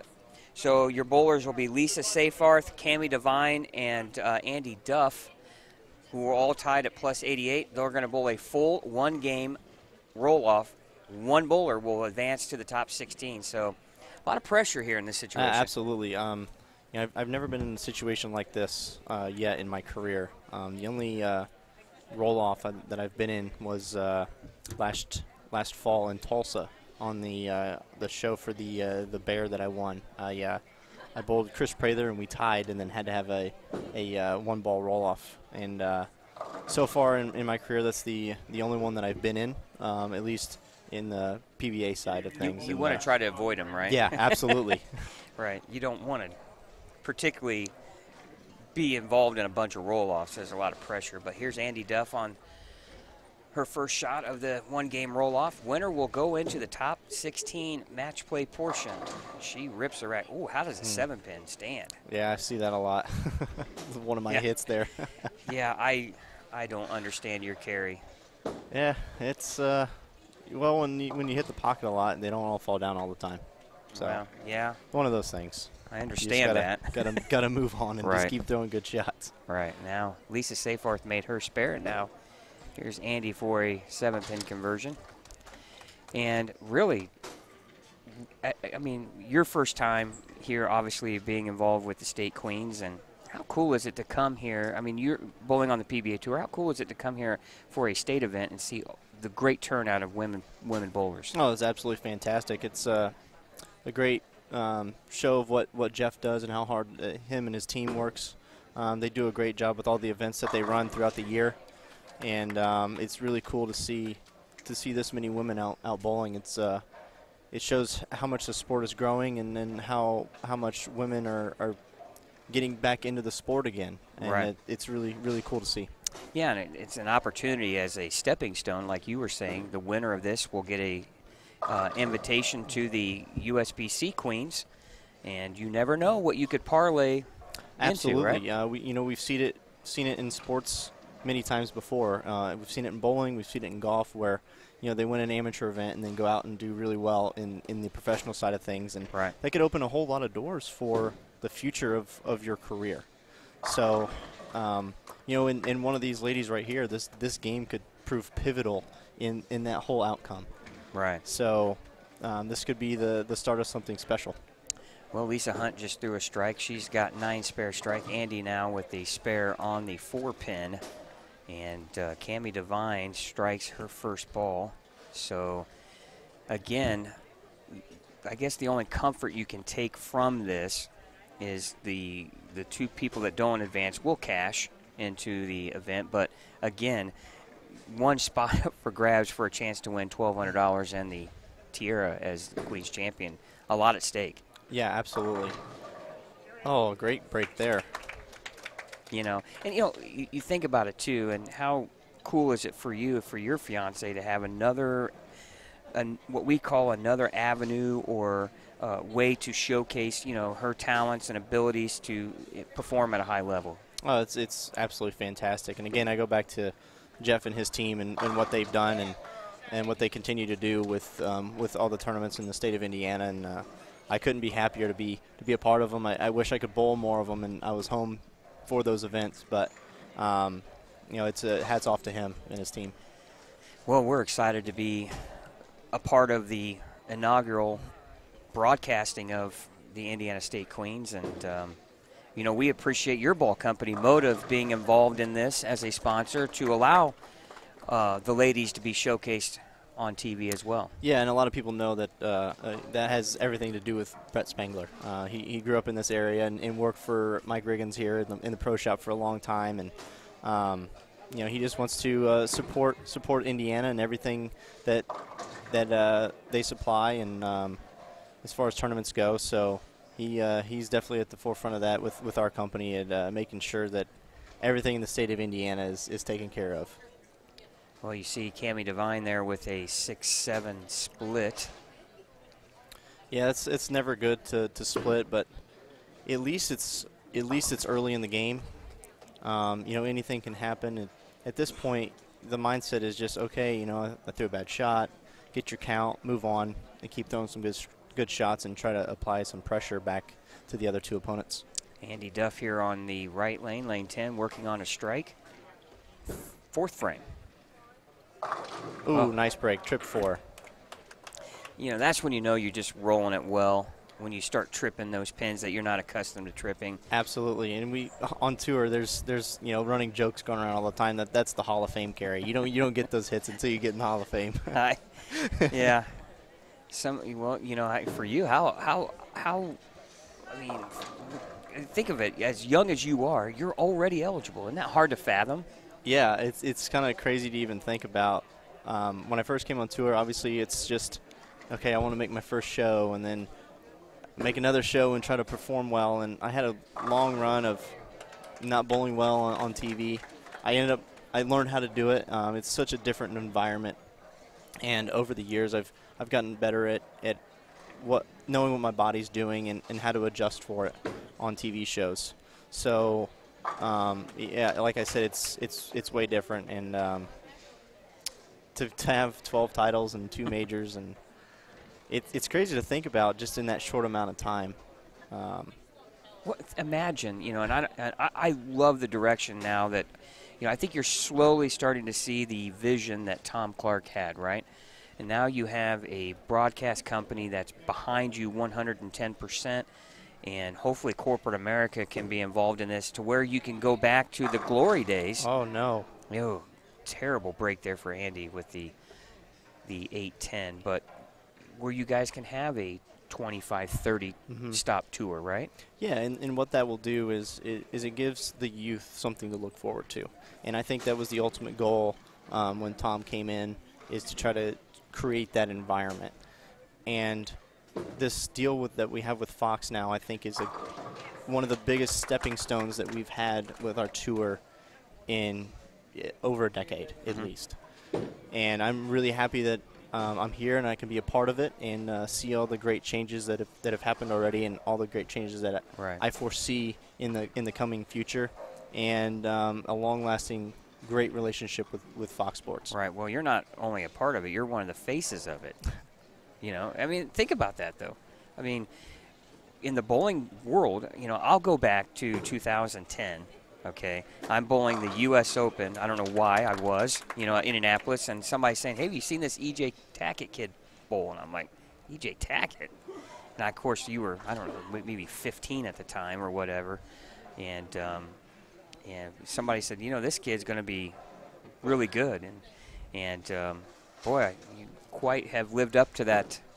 I can't remember who it was, but, I look back at those days, and, I'm sure you had visions of, wanting to have a lot of success as a player, but nobody can fathom or realize the amount of success you had when you think of the tournaments you won, Tournament of Champions, the World Championship. And honestly, if you think about it, if you had any luck whatsoever, you'd have a lot more potentially. Yeah, you can look at that both ways. I won the Tournament of Champions with luck that went my way too. So those things kind of all even out over time, and I'm going through a little phase right now where on TV it's just not going my way at the current moment. But if I just keep bowling well and keep getting there, those things even out over time. So, like I said, just keep bowling, getting there, keep bowling good games and throwing good shots, and eventually I'll have the show where the breaks go my way. Right. Well, and we are now in the 6th frame, and Lisa Safar trying to pick up the 4-7 here. And, oh, costly error there Not from good. Lisa. Not good. And Pick up your this spares, is, kids. yeah, this is Pick up your wide open. spares. Absolutely. And like I said, Divine here, she had that split there in the third. I said it was early, came back with a double. And let's see, she makes a spare here. Yep, she's And got the lead. She's got the lead now. 2-pin lead over Absolutely, Andy. and that's why, you know, when things happen early in the game, you just got to, you know, brush it off and get back up there and throw some good shots. And now Andy Duff working on a strike here in the 7th frame. Nice shot. That's a double. Nice shot. And now, And one thing that could prove pivotal at the end of this game is Andy didn't get any pins on that 8 count, which costs her 2, and she could be tied with Divine. right. So getting that 1 pin could be pivotal at the Yeah. end of games. You know, you always feel, you know, with the experience you have, you never give anything away. Absolutely. And how many times as you bowl and you are in a game and qualifying, as Lisa comes back with the strike there in the 7th, where you just, you know, you relax a little too much and your concentration wavers and you leave a 7 count on a fill ball and you just know, you think to yourself, I hope that doesn't come back to cost me, because sometimes two pins can make such a huge difference. Absolutely. It could cost you, you know, leading the tournament or not making the show or not making the cut. And I've done it several times where even when I've bowled well and like made a show, I've gone back and thought about, you know, how many pins I gave up on fill balls or how many pins I gave up on a double when I got 6 and only got 2 of the pins instead of 3. Right. Right. You know, things like that. And those add up. You know, Right. at the end of a tournament, you might be looking at 15, 20, or 30 pins. Right. I was laughing, and I'm going to joke with you only because I know the answer in a sense, and I'm just being silly. But here I was talking to Kyle Sherman at the Indianapolis Open, and we were talking, and I said, you know, Kyle has yet to win on tour yet. I say yet because I think Kyle has the game that can win on tour. And I said, where do you rank that Ebonite Lafayette Open victory on your? He goes, I'm undefeated. And I said, you know, I was going to laugh at you. Where do you rank that on your win list? It's up there. That tournament is absolutely impossible to bowl. And I've talked to people that have come in and bowled that tournament, and they might be coming in for the first time. I'd say good luck. Yeah. Because if you average more than 200, you bowled good. Well, I remember you won it throwing a tank. Yeah. And up the rail. And, yeah, actually, that wasn't the year that I won. I led by 1 million, and then I got into match play and lost. Oh. It was 2012 was the year that I won. I actually bowled my cousin Eric for the title. That's right. Tackett versus Tackett. That's right. Yeah, and I was actually throwing a black hammer because that was before I had signed. Motive, before I had signed with Motive. Well, I think you've done pretty good by signing with Motive. Absolutely, I have. It's been a great partnership. This fall, as we see Lisa throw a great shot there. Yeah, she just takes the lead back. Absolutely, she does. This fall in October will be 7 years that I've been with Motive. Wow. I know, it's crazy. I thought about it the other day, and I'm like, gosh dang, I'm 3 years from a decade with them. And you're still a young pup. I know, and I'm getting old. Man, no. Yeah. You see I'm looking at your beard, and I'm looking at mine, and I look a lot more gray hairs in mine than it is in yours. Well, it's just because yours is more full than mine is. I'm still working on mine to grow in.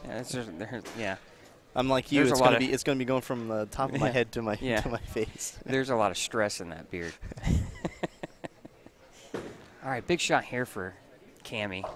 Oh, no. That's when you don't want to split. Yeah, that's not good. Like I said earlier, you know, we do something in the beginning of the game, you can come back from it. When you start leaving splits and opens, you know, the last 3 or 4 frames of the game, it's hard to come back from that because then you're hoping for your opponent to split, which Andy basically did there, but got a good break and got the 10 out, which keeps her in the match still a little bit here. Well, Lisa Seyfarth. Oh, wow, good. That was a great effort. Good try there from Cammie. Lisa now with the lead. But, again, anything can happen. Right, and, you know, Divine, she's not completely out of it yet. And we're talking about count again. If she gets 2 pins on that spare conversion, she could be tied with Andy. They could both strike out for 210, where right now if they both strike out, Andy would beat her by 1. And that's the kind of stuff that you you kind of have to look at when you're getting ready to shoot the spare. You have to err on the side to get the most count. Right. Well, right now Lisa's on a 2-teen pace, 2-0 pace. So any still a lot of game left. Strike here would be huge. Oh, that was huge. humongous. Now all she has to do in the 10th frame is just spare and good count. Now, if you're Andy, though, you want to step up and throw a double here. You have to get up there and throw at 2 of the best shots of your life right now. Good strike there from Cammie. Still, you know, regardless of who doesn't advance and who does, still a great tournament for all 3 ladies. Absolutely. And what more drama can you ask for on in our very first run here to have a 3-way tie for 16th place? Ooh, and that's going to pretty much. Yeah, it pretty much does. Lisa's just going to have to get good count here. I don't even think she has to mark, does she? She still has to mark because Divine can still bowl 209. Okay. So she still needs to mark, and then basically just has to keep the ball in the lane after that. Now, what's your plans after this? Are you gonna just let Natalie do her thing, or are you gonna be right behind her? I'm just gonna let her do her thing. Well, you're more than welcome to stay with us here in the broadcast booth for match play if you want, anytime. All right. And ooh, boy, count is bad. Yes. Big there. Boy, try not to make. You know, you always tell yourself just make it easy on you. Right. And then you go and bucket. That's going to do it for Andy there. 187 for Andy Duff. See, now the situation, Lisa can spare and strike for 212. So if she spares this, she still needs 8 to shut out Divine. Boy, the 6 count was huge. Huge. And not making the spare in the 6th frame is pivotal right now. Looks good. Looks good. Oh, nicely good cover. done. You know, you're thinking, okay, she missed the 4-7, and then you make the bucket. You know, that's just how bowling is, isn't it? It really is. It really is. So now Divine needs to get up here, throw 10 straight back, just to make Lisa think about this next shot a little bit. That needs to hook. And that's it. Lisa is your winner. Yeah, She'll be moving on. Lisa Seyfarth will advance to the top 16 match play double elimination. Another bucket. Other than the open in the 6th frame, she bowled a good game. Well, imagine if Cammie would have struck and she gets 6 and 208. It's just it's obviously she relaxed a little bit right, with the. It's one of those things where you just get up and throw the shot, and you're not trying too hard. And I'm sure if Divine had got up and struck, that the focus would have been a little bit higher on that fill ball. But once you already won and it doesn't matter anymore, that shot is basically irrelevant. So. Well, our 3-bowler roll-off is done. Lisa Seyfarth shoots 208. She'll advance over Andy Duff and Cammie Divine. EJ, thanks for your time in the booth. We'd love to have you back in match play if you feel like it. And I might just do that. All right, we encourage it if you'd like. But anyway, thanks for watching the 2 p.m. qualifying squad. Top 16 has been decided. Natalie Goodman, someone this guy knows real well. Your number 1 qualifier. Taking on Lisa. That's right, Lisa Seyfarth, who just advanced. So we'll be back around 4:45 for top 16 match play. Thanks for watching here on Savage Bowling TV.